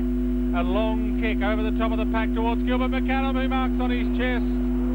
Keogh was in front of McAdam. McAdam caught it long over Keogh's head. Keogh couldn't drop back quick enough, and McAdam takes a classy mark. And hasn't he been good since he made that terrible mistake of missing a goal from the goal square? He has improved around the forward line up there, but it was again a good kick by Lambert, who usually doesn't kick the ball, but he doesn't get much distance. But that one travelled, and that's an indication, I think, of how much the wind is favouring the major scoreboard in. Bears lead by 4 points at the 20-minute mark of this third term, and that kick from McAdam's a poor one. They only lead by 5 points. Poor kick by Gilbert McAdam, let the side down. Let's go around the grounds. The mobile scoreboard here sees the Bears in front by 5 points. Matt Rendell at the MCG. Yes, Melbourne leading 14-4-88 to Essendon 6-6-42 at the 16-minute mark. And Barry Round at Princess Park. Ritz-Carlton by 31 points at the 6-minute mark of the third quarter. 9-8-62, Hawthorn 4-7-31. Out to the back of the pack it goes, and Gilbert McAdam scavenges the ball once again. Puts it on the left foot. Oh, a couple of mistakes. Here's a let in for the Bears. A pick up and a left foot kick towards goal. And Danny Craven has put it through. And the Bears have got another one on the board. Brisbane 7-7-49. St Kilda 5 goals 8-38. That's on the Magic scoreboard. The Mitre 10 match brought to you every day. Football day on Magic 693. And of course the mobile scoreboard. That's handy, that's mobile. Pios back on the ground. Coming off the ground is Roger Merritt. That's an interesting one for the Bears. And back in the centre it goes. Alan. Well, some of the players who were playing very well for St Kilda, a lot of the ball carriers have gone out of the game and they just can't get back into it, and they're just winning it from the centre. Burke's had a great influence on the game since he's come back into the ruck after half-time and is doing very well. Edged away that time by Burke, but it went straight in the hands of Keogh. He's unloaded. Picked up by Adrian Fletcher, and here's Gilbert McAdam again. 45 or 43 metres out from goal, has taken the mark in front of the young player in Matthew Lappin, who was doing so well earlier, and Gilbert will line up with a breeze behind. He may be willing to make amends. Now, Roger Merritt's just gone off the ground. Lambert's talking to him, and I think says, OK, Gilbert, concentrate, because Gilbert is a quality footballer, but he's certainly been offline with his kicking today, but this time he straightened it up. There's another one on the board, and the Bears have bounced right back.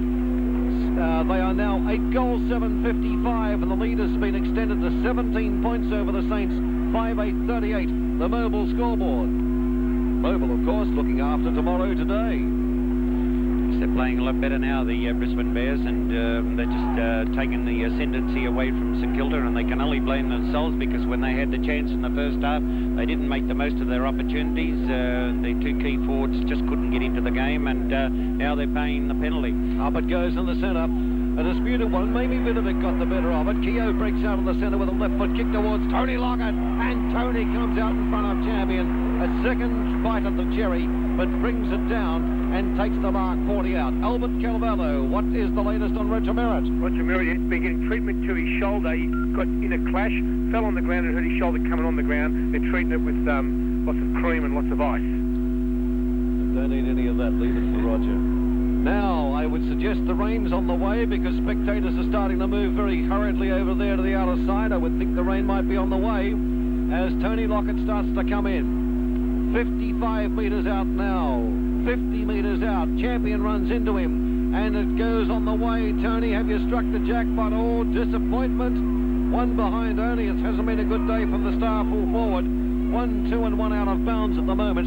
And that's a bad miss for the Saints and a big let-off for the Bears. They needed that one, St Kilda. They don't want to have the margin too wide at three-quarter time. Particularly not if the rain's starting to come down. And it has. Out towards the outer side. Damien Burke knocked it towards the side. Fletcher picked it up, drove up towards the wing position. Didn't make Matthew Clark. A handball there. Getting it away, I felt, was Keogh and brought to the ground, but the umpires found a free kick, and it'll go back, and it will go towards Hollow. Gets it over towards his teammate, Damon Shaw. Damon Shaw in towards the forward line. Ball falls to ground. Lowe couldn't get it the first time. Comes in, brushes his own player, Damon Shaw, out of the way. Gilbert McAdam goes for the punching bag. He knocks the football 15, 20 metres down the forward line. Bears player over there tries to say that it came off the boot of the St Kilda player. in Devonport, was it? Right up the ground there. I think it is Devonport. Yes, it was. But the umpire wasn't buying it. It's going to be a boundary lane throw-in. He's gone back to full-back onto Voss. Boundary umpire throws it in. Good call, El. As that's the move you suggested some time ago. And it comes out for the back. Trying to pick it up was Gilbert McCallum. Got a help out from his teammate there, but it didn't work. Marcus Seekamp was in there. Now it's into the centre of the ground, just wide of the centre circle by about 4 metres. Umpire says, leave it to me, I'm going to ball it up. We'll have a further score. Matt Rendell, the latest at the MCG, please. This 14.488 Melbourne, incident 6.743 with lining up for his sixth, and he's just kicked it, make that 15.494. From the centre, from the bounce near the centre, picked up by Kennedy at the back, goes over the head of Matthew Clark. The umpire's found an infringement, and it looks as though Big Everett will take the free kick. A further score on Magic 6.93, Barry Round at Carlton. Yes, Kernahan's just kicked his fifth, and Carlton go to 41 points in front. 11.874, Hawthorn 4.933. Short pass to Damon Shaw. Damon on the left foot at centre half back. Not quite at the square. Goes into the square, up towards the forward line, and man in front will be Stuart Lowe and paid the infringement. Umpire spotted that one. Al, you're going to say? No, Lowe goes further in towards the forward line. Coming out late is Tony Lockett, crashed into the big men. The umpire said he made a late nudge, and that was the reason why Damien Burke got the free kick. Handball wide to Hughes was not a good one in front, but he was under a lot of pressure. A handball coming down the ground that time was Fletcher getting it back over towards his teammate in Craven. Danny Craven up towards the wing for the Bears. It falls to ground. Handball comes out to Keogh. Keogh centering the ball to Lowe. Lowe's almost between wing and the centre. In fact, he was. Handballs it up to Everett. Everett on the run into the forward line. Gives it to Peckett. Peckett's not a bad disposal of the ball under usual circumstances. And that was, again, a good disposal as it goes to Tony Lockett. He took the mark about 47 metres out from goal. Fell to ground, got to his feet then, was going to pass it down, then decided not to.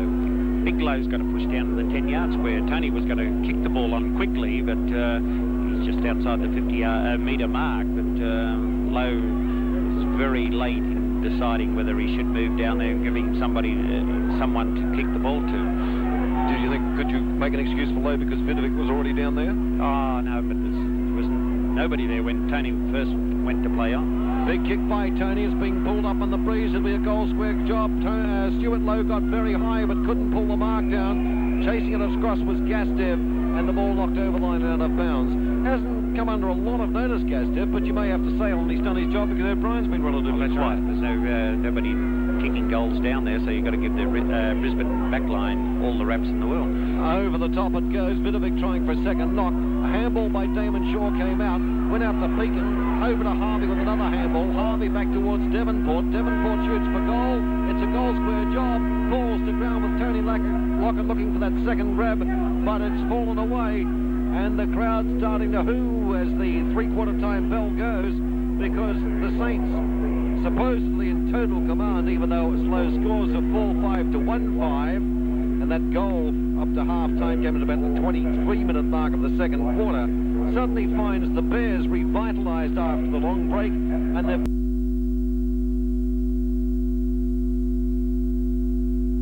won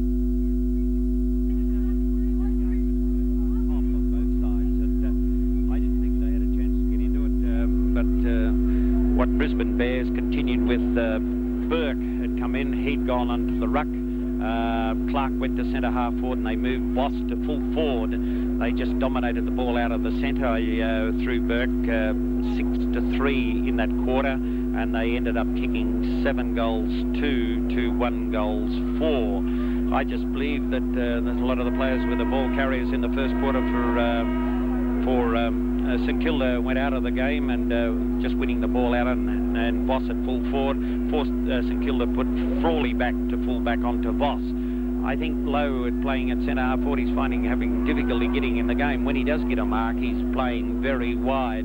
these are the two key players. If St Kilda is to win the game, they've got to get back on top of the centre. The ball carriers they had early in the first half of the game, and Lockett and Lowe have just got to be able to turn around. The breeze is rather strong, but there is the rain coming up, which would make their job of Lockett and Lowe marking and converting much more difficult, but that's the only way I can see them getting out. They're in reasonable striking scores. There's only the Bears lead by 16 points at three-quarter time. It's within the, it's not too difficult a job for St Kilda if they can regain the form they displayed in the first half, but they haven't got the same incentive as the Brisbane Bears, because after all they are playing still to keep their final chances alive. Chris Hollow, the other goal getter, will go for Pete for stats in just one moment. Plays about to start. Up it goes in the air. We'll be checking with the other grounds too in just a few seconds' time. Damien Burke got it to ground. Keogh tries to break his way through. Couldn't do so. And the umpire will ball it up again. Peter, can we bring you up to date on stats, please? St Kilda, Nathan Burke, 15 kicks, 4 hand passes, 4 marks. Keogh, 19 kicks, 10 hand passes, 4 marks. And Darren Burke, 14 kicks, 4 hand passes, 3 marks. For Brisbane, McAdam, 11 kicks, 7 hand passes, 3 marks. Fletcher, 11 kicks, 2 hand passes, 2 marks. And Lambert, 16 kicks, 13 hand passes, 5. And from the bounce of the ball, taken away at the back of the pack that time by Burke in towards the half-forward line for the Saints, but unfortunately Darren didn't do much good. It came right over towards the wing and it went over the line and out of bounds, and we're going to get another throw-in. Seagulls taken to the air here. I think they've got the sniff of rain in their nostrils also, well, their beaks, I suppose you'd say. Knocked down on the ground by Burke in front of the pack, comes back for a second one. Good smother that time. Keogh's kick was smothered off the boot, and good work by Nathan Chapman. Further scores around the grounds. Matt Rendell of the MCG. Here's three-quarter time here in Melbourne, leading 17-4, 106 to Essendon 8-8, 56. All over there, Matt. Safe for that one. Yep. Boundary umpire throws it in. Damon Burke at the back, Vidovic in front, goes to ground. Ball work that time by Nathan Chapman. Went to kick it along the ground, missed virtually apart from scuffing the ball, and it's taken over the line. And Keogh there gets a little word to him by the runner as the boundary umpire prepares to throw it back in. Devonport is now tagging McAdam because McAdam had a very big influence on that third quarter. Boundary umpire will throw it in. Burke and Vidovic back to back. Damien Burke gets it down towards Lambert. They've dived on the ball. It's going to be another ball up. Good time to go to Barry around to Carlton for an update on the score between the Blues and the Hawks. Yes, well, at the 20-minute mark of the third quarter, it's Carlton by 20 points. 11-9-75, Hawthorn 17-13-55. Not over yet then, Barry. Hawthorn are going to step. They're having a definite go at this quarter. And it is ball over the back of the pack. Saints bring it in the half-water hollow. Even the crowd shouting, get on with it, up towards Lockett. Tony has the first grab, couldn't bring it down again. Disappointed with his marking so far today, Tony. Gastev got it, brought it out towards the half-back flank members' grandstand side, and the ball over the line and out of bounds. Well, Bears can't afford to defend all quarter, but the scoreboard at the moment is 5-9-39 St Kilda to Brisbane, 8 goals, 7-55. The last quarter brought to you with the compliments of Jefferson Ford. And a ruck roving roll over the top by Fletcher was not effective. Picked up by Keogh. Keogh handballs to Damon Shaw. Damon Shaw to Tony. You must get this one, Tony. No, he's pulled it again. And McIver picks up the crumbs. Handballs to Gastev. Gastev and the Bears dribbles it out towards the back pocket on the outer side. And over the line it goes. I just can't believe Tony dropping those. Like it's such a Shaw mark usually, isn't he? That's right, he fumbled it, but I thought he might have held it long enough. In his defence, it is raining fairly heavily out there. The wind has picked up a fair bit. Boundary umpire ready to throw the ball back into play. Up it goes. Damien Burke forwards the ball towards the front of the pack. Diving there, trying to pick it up. Couldn't do so. Was Hollow, I think it was. The umpire's going to throw it in yet again. There we are. By the way, Hollow was that goal kicker we missed at three-quarter time. I'm not sure whether I mentioned that or not on the replay. It's knocked down by Stewie Lowe. Picked up, Hart's had a kick, and it's gone over the line and out of bounds on the full. The free kick will go Saints' way. Damon Shaw's rushed back to try and get it, and I think he'll be able to take it, because Darren Burke was down there. He was ready to grab it also. If I was the Brisbane Bears, I'd start thinking about bringing Boss up the field. I don't think he'll get many opportunities playing at full forward this quarter. Big kick by Damon Shaw, but I'm afraid it's going to be offline. It's another behind on the board. And the Saints have moved along now to 5 goals, and that will be 9. I thought it was 5-9 before. 5. No, yes, that's right. 5:10.40 to Brisbane 8:7.55. 15 points the difference. 4 minutes down in the last quarter and the Jefferson Ford scoreboard. The man who's kept Tony Lockett to just the one goal, Richard Champion, kicks to the outer side, half-back flank. The ball travels over the back of the pack. Gastiff just gets a hand to it before it goes out of bounds, and that stops it from being a Saints free kick. It means it'll be a toss-in. And at the 5-minute mark of this final term, we've got a ball game on our hands here. It's 15 points the difference. Brisbane Bears lead, but the Saints kicking with the breeze in this final term. The ball tossed in and the Saints take it away. Keogh grabs it from the back of the pack, kicks toward goal. A good shot, is it? No, it's offline. Saints supporters went up for a second, but offline, just the 1 point when they need goals. And the Jefferson Ford scoreboard. St Kilda 5:11.41 to Brisbane 8:7.55. The kick out goes to that outer side half-back flank. A long one to the outer side wing. Shuffled forward by Shane Hamilton. He couldn't pick it up. Picking it up, the Saints go forward again. Hollow's down there. Can he mark it? He can't, but he's good enough to get a little handball to Bowie. Bowie in turn gives off to Damon Shaw. Damon Shaw kicks towards goal. It's offline again. And just the 1 point. He had O'Brien on his own. He had Lowe on his own. He had Lockett leading. He clutched the head after because the teammates that were down there told him, don't just blaze away, son, just because we've got the breeze doesn't mean we'll be able to bridge this deficit. Jefferson Ford scoreboard. St Kilda 5:12.42. Brisbane 8:7.55. Let's go around the grounds for Jefferson Ford. Matt Rendell at the MCG. Yes, just started here and same score. Melbourne 17-4, 106 lead Essendon 8-8-56. Kick out to the outer side half-back flank where it's almost marked by Damien Burke. Couldn't take it in the end. McIver got a short kick, went towards the outer side boundary. Fletcher was pushed over. And I think Adrian Fletcher's getting up and saying to the umpire, hang on, is that my free kick? And now he's saying to the umpire, hang on, is that my 50-metre penalty? And the umpire is saying yes. The Brisbane Bears doing everything right. They had the worst first half a football team would almost ever have. 1-5-11 they were at half-time. After half-time they came out like old Broadway tap dancers. The lights came on and they started performing. Hamilton got on the end of a kick to half forward. A long kick almost to the 50-metre arc, smashed over the boundary line by the St Kilda defence. And out of bounds it goes. It'll be tossed in 60 metres from the Brisbane Bear goal. Brisbane Bears kicking towards a small scoreboard end of this final term. In comes the ball, back from the boundary umpire's hands. Who can pick it up? Fletcher does. He gives it over to Lambert. Lambert spins around, spears a little past to McAdam. Devonport's down there. He tried to get a kick, but it was smothered. McAdam goes one way, then goes to the other way. Handballs it out of the pack. A short pass into the full forward area. Can someone mark it? Who's down there?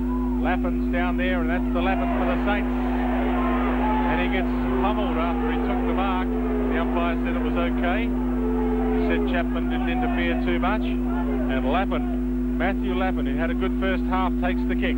Kicks it into the centre of the ground looking for Robert Harvey. He couldn't take the mark. Leslie's there. He gets crunched by Vidovic, and it takes a bit to put Martin Leslie down, but he doesn't stay down very often. Martin Leslie hobbles to his feet, picks up the ball, kicks to members grandstand side centre wing where he's got Craven running. Craven picks up the ball off the mark, kicks a little short one to Chapman. He taps it over looking for and finding Hamilton, who gives it back to Craven. Craven fires the ball to half forward, but dropping back nicely Vidovic. Vidovic takes the mark at half back, looks for Nathan Burke in the centre of the ground, who drops back nicely. A perfectly measured kick by the big man. And here go the Saints. Can they do something here? A kick to the outer side half forward flank where the running man down there is Peckett. Peckett fires a pass looking for O'Brien, and O'Brien takes the mark for the Saints 40 metres out from goal. A chance to get a little closer to the Brisbane Bears.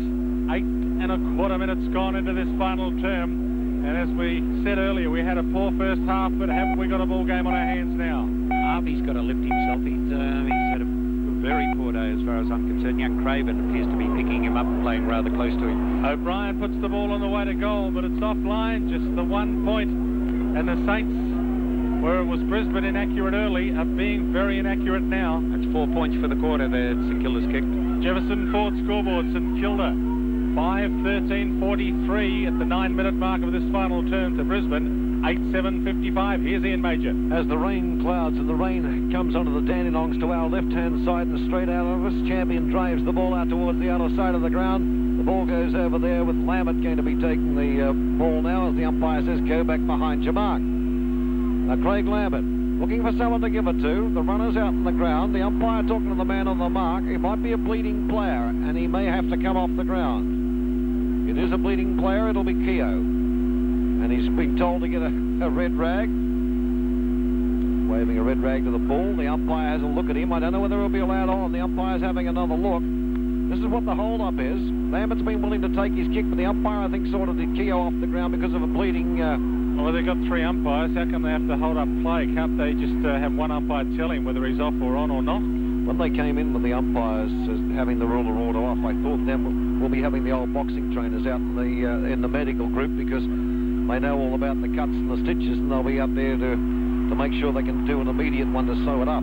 Coming up the back of the pack, that's a good pass by Darren Burke. Gets to the centre of the ground, over to Peckett. Peckett on the left foot.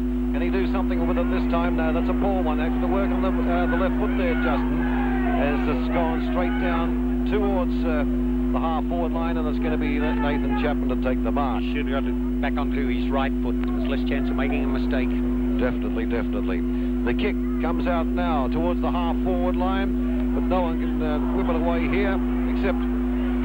Oh, Bears, yes, on the left foot in towards the half-forward line. That Sean Hart gets it out wide to Scott, and Chris Scott with the ball. Grabs it, wing position on the outer side to a leading player in Pios. Merritt's still off the ground, by the way. The ball's picked up. Oh, Voss slipped over at a crucial stage. Ball falls away from him. 2 Bears down there. They had the numbers. Pios did well to go back and support his teammates. Kicks in towards Voss. Did well that time, Grant, to knock the ball away. There's going to be interference. It'll go against the Bears. It'll go to Grant because he kept working on, and Voss put the arm back and tried to retard him. 2 good saves by Grant. Grant, he was the one that had the big thump away. Also, it was in the half-forward line. One of the times when Dwayne was calling, it was a big, spectacular type thump away. Picked up there on the last line is Buse from the wing. Drives in towards half-forward. Matthew Clark has taken the mark in front of Everett. Well, we had a lead from Pios. He's got a couple of options. Which way is he going to go? To Lambert. We might check with Lambert's stats from him, Pete, if you wouldn't mind, when you get a chance. This will be his 18th kick, 13 hand passes and 7 marks. What a disposal, Al. Oh, yes, he always gets plenty of possessions of the ball. It's just his disposal lets himself down. And he definitely overhandballs the ball. At 60 metres out, he falls short 40 metres away, and it's taken by Big Vidovic. Gets it over towards his teammate running past Nathan Burke, who short passes out to half back to Pekin. Pekin centres the ball out to Devonport.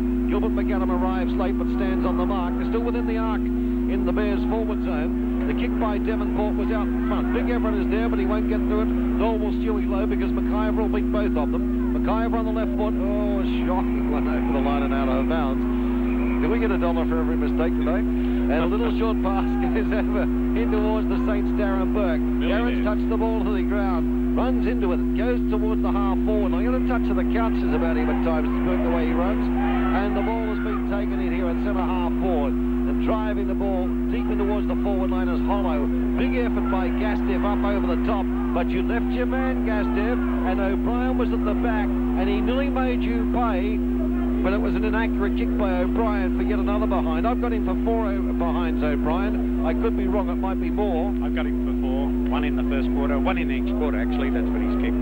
And the Jefferson Ford scoreboard has St Kilda at 5-14-44. 11 points in arrears of Brisbane, 8-7-55. 12 and a half minutes down. And the kick out to the members' grandstand side by the Bears brings it over towards Champion. He couldn't get it over the line, out of bounds. Before Dwayne takes over, Matt Rendell another score at the MCG. Yes, Melbourne 19-6, 120 Essendon 8-8-56. Have us gone, Matt. We'll get back to you later. Barry round at Carlton. Yes, just gone 3/4 time here, and Carlton have a 27-point lead, 13-10, 88 to Hawthorn 8-13-61. St Kilda trying to shuffle their way forward. They're on their 50-metre attacking arc, but Craven for the Bears picks it up.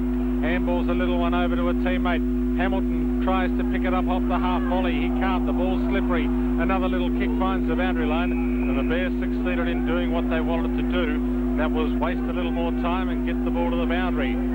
13 and a half minutes gone into this final term. 44 plays, 55. 11 points the margin in favour of the Bears. But St Kilda kicking with slight breeze. We don't know how strong it is because the AFL have taken the flags down here at Waverley Park. Ball tapped back into play. A throw's been picked out by the umpire. I don't think that was right. That's incorrect decision. Yeah, You're allowed to tap it with your hands when it's up in the air, not off the ground. thought the same thing as you, Alan. Buse took the free, and that little short pass by Buse, a 10-metre pass, found Craven, members grandstand side, centre wing. A long kick, still raining here, goes towards Kennedy. He gets caught behind Frawley, has to punch. Spud Frawley for the Saints. Thought he almost could have marked that one, but just at the last seconds got it punched away from him. We'll get an idea of the wind. Albert, throw a $20 note up in the air on the boundary line and see how far and how quickly it goes. It has to be a 20 though, because that's the true wind indicator. What are you talking about? Albert only takes hundreds to the footy. Handball off the Keogh. Keogh finds Pekin. Pekin finds Lowe. Here come the Saints. Lowe 70 metres out from goal. Pumps the ball long into the forward line. Not long enough to find Lockett though. A thump away. Comes towards Devonport. Chapman's there. He handballs over to Lambert. Lambert gets the ball and gives it to Damien Burke. That's the Bears Burke, not the Saints 2 Burks. The Saints could get it though. Frawley in the end got onto the end of the Burke kick. Frawley pumps it forward. Here's a chance for Robert Harvey. Picks it up on the 50-metre arc. Handballs over to the running player in Clint Shaw. Clint Shaw, can you be a hero just on the ground? 1 point. 1 point to the Saints. They just can't mount a challenge that'll net them a major. 6 points for the quarter, the kicks in Kilda. Jefferson Ford scoreboard, St Kilda 5-15, 45. Brisbane Bears 8-7-55. 10 points the margin in favour of the Bears. The kick out from fullback goes to the outer side halfback flank. But the free has been picked out against Damien Burke, and it goes to Stewie Lowe, who's 60 metres from goal. Stewie Lowe pumps the ball long. Hollow's down there, couldn't take the mark. Offhands Pekin overruns the ball.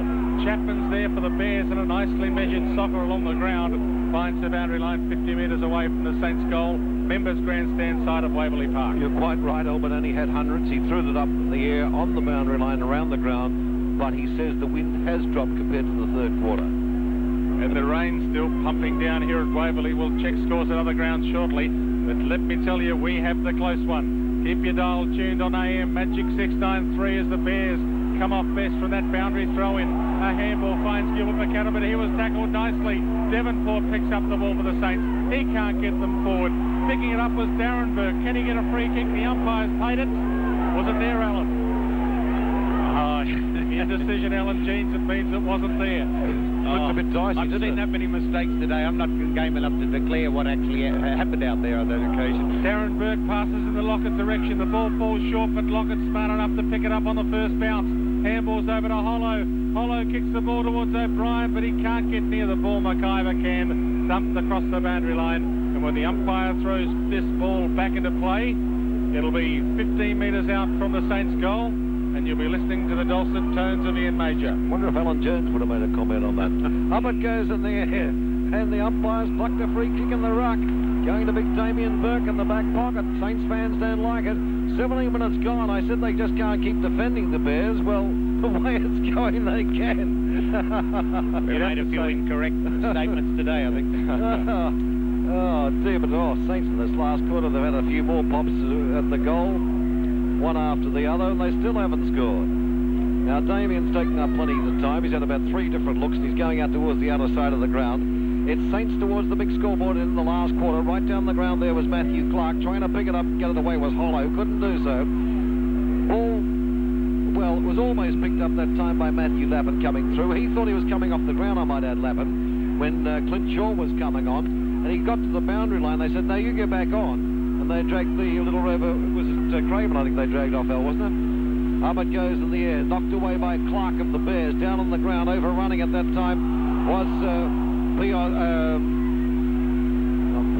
it's Boss right down there. Boss, what are you doing down there? And everybody's down there. There's only 2 players down the other end of the ground. And it was Lambert about the ground, but when Boss went over the top of him, and as you noticed, I hesitated twice. I couldn't believe it. Could have been Boss down there. Handball goes out the half-back, brought around by the Bears, up towards the half-back wing position, and finally the ball over the line and out of bounds. This is real trench warfare. This one bit by another, and the ball says on the full and is going to the Bears. Brought in towards half forward by Clark. There's been a free kick there also. No, Gilbert McAdam was down there. He couldn't get it. Now he's got it going back for the second serve. Gilbert's been one of the players that's lifted them dramatically in the second half, particularly after a shocking one in the goal square, which he missed. Falls to ground. Oh, it's scrambling football. It is very scrambling football. And and there'll be a ball up about 15 to 20 metres wide of the square into still in the Bears forward zone. Would one Bear goal win it? I'm not going to make any statement. We've got a special comments man, Dwayne. He can make the comments. I've lost my confidence. I've lost my confidence. Up it goes in the air. It falls to ground. This is what you paid for, Al. Now put your name on the line. Up it goes. It's right near the AFL logo. 4 players have dived on the ball. It's gone to ground. It'll be yet another ball up as the time ticks away. We want a man of courage. I thought you were as a Hawthorn coach. I thought you were as a Saints coach and even as a Richmond coach. But you've gone to water now. You can understand why Mickey Malthouse wants this time to be declared as time on. Because this is what's happening. They're just falling on the ball and negative play. And no one got the knockout. They virtually dribbled down the back of Vidovic's shoulders, down on the ground. The umpires held up plays, paid a free kick. Going back, 2 players that are anxious to take it. But Damon Shaw's not going to get it. It's going to go to Darren Burke. He's now going to kick it to Damon Shaw. Now Damon's on the run from virtually the defence part of the 50 of the centre square. Boots it towards the half-forward line, falls to ground. Peckett does well to get a hand pass away. Goes to Hollow. Hollow in towards the forward line. Champion leads Lockett in the run to the ball. Tony tries to get all Leslie. That could be against you. And the umpire's going to play it. Twain didn't agree, but I thought it was there myself. Fair enough. Yeah, it's a 50-50 one. I just thought the umpire just felt that he wanted to make his mark on the game by paying it. Craig O'Brien, a shocker. It is a greasy ball, but it's got right off the side of the boot, and it's gone straight to the arms of Matthew Clark.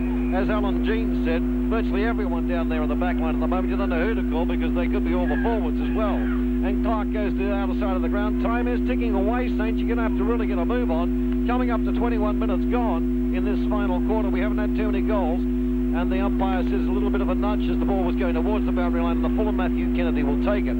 He's at half-back, about 60 metres out from goal as he pumps it up towards the wing. In front is Everett, well, they're all well down the ground, and Everett takes the mark.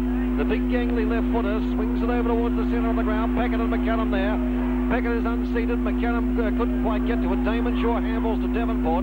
Devonport and the Saints in the centre half forward, and the mark has been taken on falling knees by Vidovic, who gets the hand pass to his running player going past Damon Shaw. Damon, let's go towards goal. 3 Bears to 1 Lockett down there. And it's taken out from the last line. Chris got it overweight to the champion. Champion further out to half-back. And the mark has been taken by Andy Buse. And there's nothing like an experienced player to waste a bit of time. 21 and a half minutes gone. Mitre 10 brings you the football of Magic 693. And it's the Jefferson Ford scoreboard at the moment, showing 10 points to difference in favour of the Bears. Dwayne. Buse short passes to Champion, and Champion takes the mark 60 metres away from the St Kilda goal. Time ticking away for the Saints. They need a goal, and they need it now to at least try and bring this margin within their reach. It's currently 10 points in favour of the Bears. 22 minutes gone. The kick to centre wing, and a free kick's been pulled out by the umpire. And the free kick will go to the Saints, and it'll go to Darren Burke.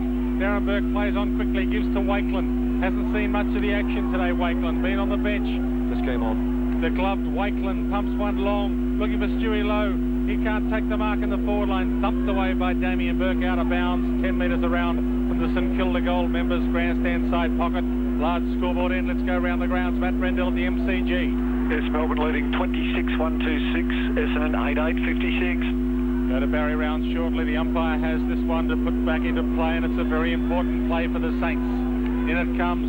Lowe can't take the ball out of the ruck. Hollow's there. Socket off the ground. Nathan Berg's there, but he elects to let it go for Devonport. He can't pick it up. Diving in Lambert. Good defensive work. The Bears, they force the ball up 40 metres out from the Saints goal. Barry Round at Princes Park. 5-minute mark of the last quarter. It's Carlton by 26 points. 13-10, 88. Hawthorn 8-14, 62. Bounce 40 metres out from the St Kilda goal. Comes to ground. Craven picks it up for the Bears. Can't get it out to a teammate.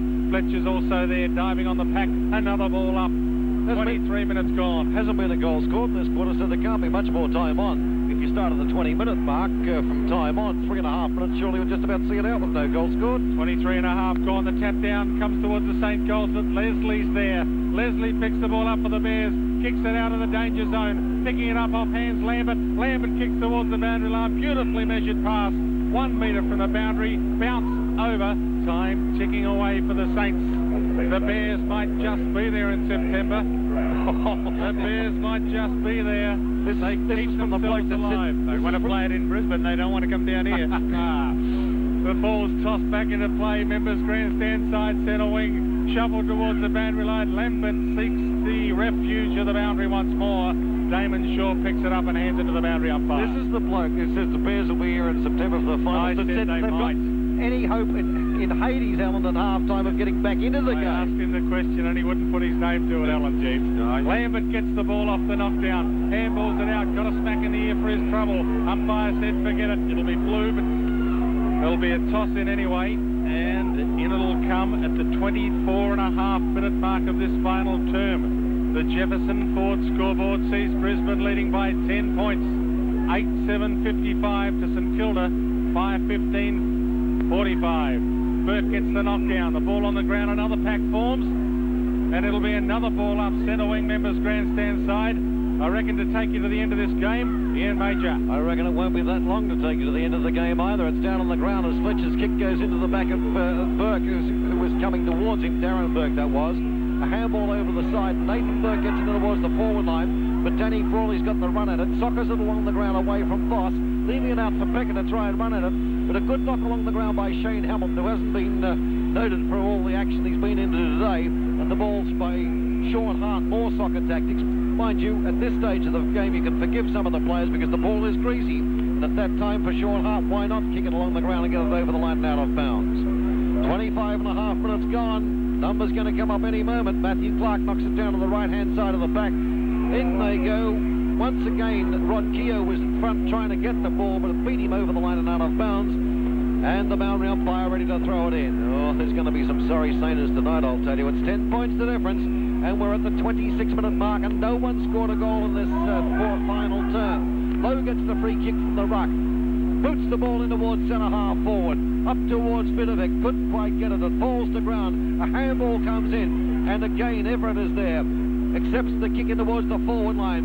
But it's McIver on his wrong foot. The right foot brings it out towards the other flank, or the grandstand side. And the ball hits the deck. And because of the rain, just really flies away with that skidding motion. And the boundary umpire is going to throw it in. You know it's close to the end of the game when that man comes on the microphone and says keep off the ground when the siren goes. Don't think they'll need too much encouragement to keep off the ground. It's knocked down on the ground. A little kick out from the half-back line. Bears again in control of the ball. Handball by Voss over towards Lambert. Lambert was in finish with Danny Frawley almost giving away the free kicks, but the umpire said no. Voss picks it up. Danny Frawley goes in to lay a tackle as Chapman kicks the ball up towards the forward line for the Bears. Everett goes up, misses the mark, tries for it again, tries to handball over to Beckett. Beckett in there, swings away from Kennedy, gets onto his right foot. Here's Nathan Burke. In between the two Saints of Nathan Burke and also Devonport was Gilbert McAdam, so we had 1, 2 and 3 there. But the kick by the Saints, Devonport is to half forward to Stewie Lowe. You're going to have to get it moving, Stewie. It's a tumble punt more in towards centre half forward. Falls away from Lockett, who was right out 50 metres from goal. Fell to ground, trying to pick it up there was Shane Wakeland getting a run on the ball. Comes out towards the half-back line, picked up by Stewie Lowe again. Stewie Lowe drives it back past the 50-metre line at the back of the back there, trying to do something with the ball. Was Champion, got the socks down now. The ball forced over the line and out of bounds. 27.5 minutes gone. I can't believe there's that much time on when no one scored a goal. 7.5 minutes of time on and no goal. Unbelievable. And the boundary umpire throws it in. Up they go with a knockout by Damien Burke. And he said to his player on the ground, his opposite number, Stewie Lowe on the ground, sorry about that as he came in over the top. There's been 21 out of bounds, though. Fair enough. I won't argue with that. Ball falls to ground. Saints, can you do something? Nathan Burke got it out towards Darren Burke. A shocker by Burke looking for more rain. 35 metres up in the air, 25 in distance, falls to ground. Gilbert McAdam takes it. Gilbert sends it out towards the other side. That's Fletcher after the ball. It's over the line and out of bounds. And this is number 22 coming up. How's those bingo cards? Have you got 22 over the lines and out of bounds? And the boundary umpire ready to throw it in. Mind you, this is the closest game around, I'd say, at the moment. And the boundary umpire throws it in. Trying to charge through was Keogh. Couldn't get clear of the back. The ball falls to ground. It's scrambling football on the outer side of the ground. And this is one thing Dwayne didn't expect. He's going to get another call in a minute. At that moment, we thought it was going to be all over with about 15 seconds for Ian Major. But Dwayne Russell ready to take up the call after we get another score from Barry around at Gulf. Yes, we played 10 minutes into the last quarter and Carlton by 25 points, 13, 11, we've gone here, Barry. The Bears are jubilant. They can't believe some of them they've won it. Harvey and Gilbert McAdam having a hug over there. Former teammates, of course. Gilbert McAdam was former teammate. Nathan Chaplin saying hello to Harvey. And also his other teammate, St Kilda's Danny Craven, before he went up towards the Bears. He's gone over and said well done to Harvey, but I don't think Robert will be feeling all that happy with his game today. Didn't get into too much of the action. The last quarter went for 28 minutes and 53 seconds, yet there was not one goal scored for the quarter. We were talking about St Kilda winning last week was a record, the way they kicked 18-2. I think it'd nearly be a record today. I'll get Pete to have a look up the records and see what really indicates, because... No, be no record today, Al. No, but, well, here's the side. But, well, Brisbane kicked one goal in three quarters of football and won the game. And last week, in the second half, they kicked 1 goal 11 in the second half and still won last week. Oh, that's right. Yeah, I got you now. Yes. Well, that's sort of a record, yes, okay. They only kicked a goal in the 1 goal, 2 quarters without scoring a goal. And they're pretty...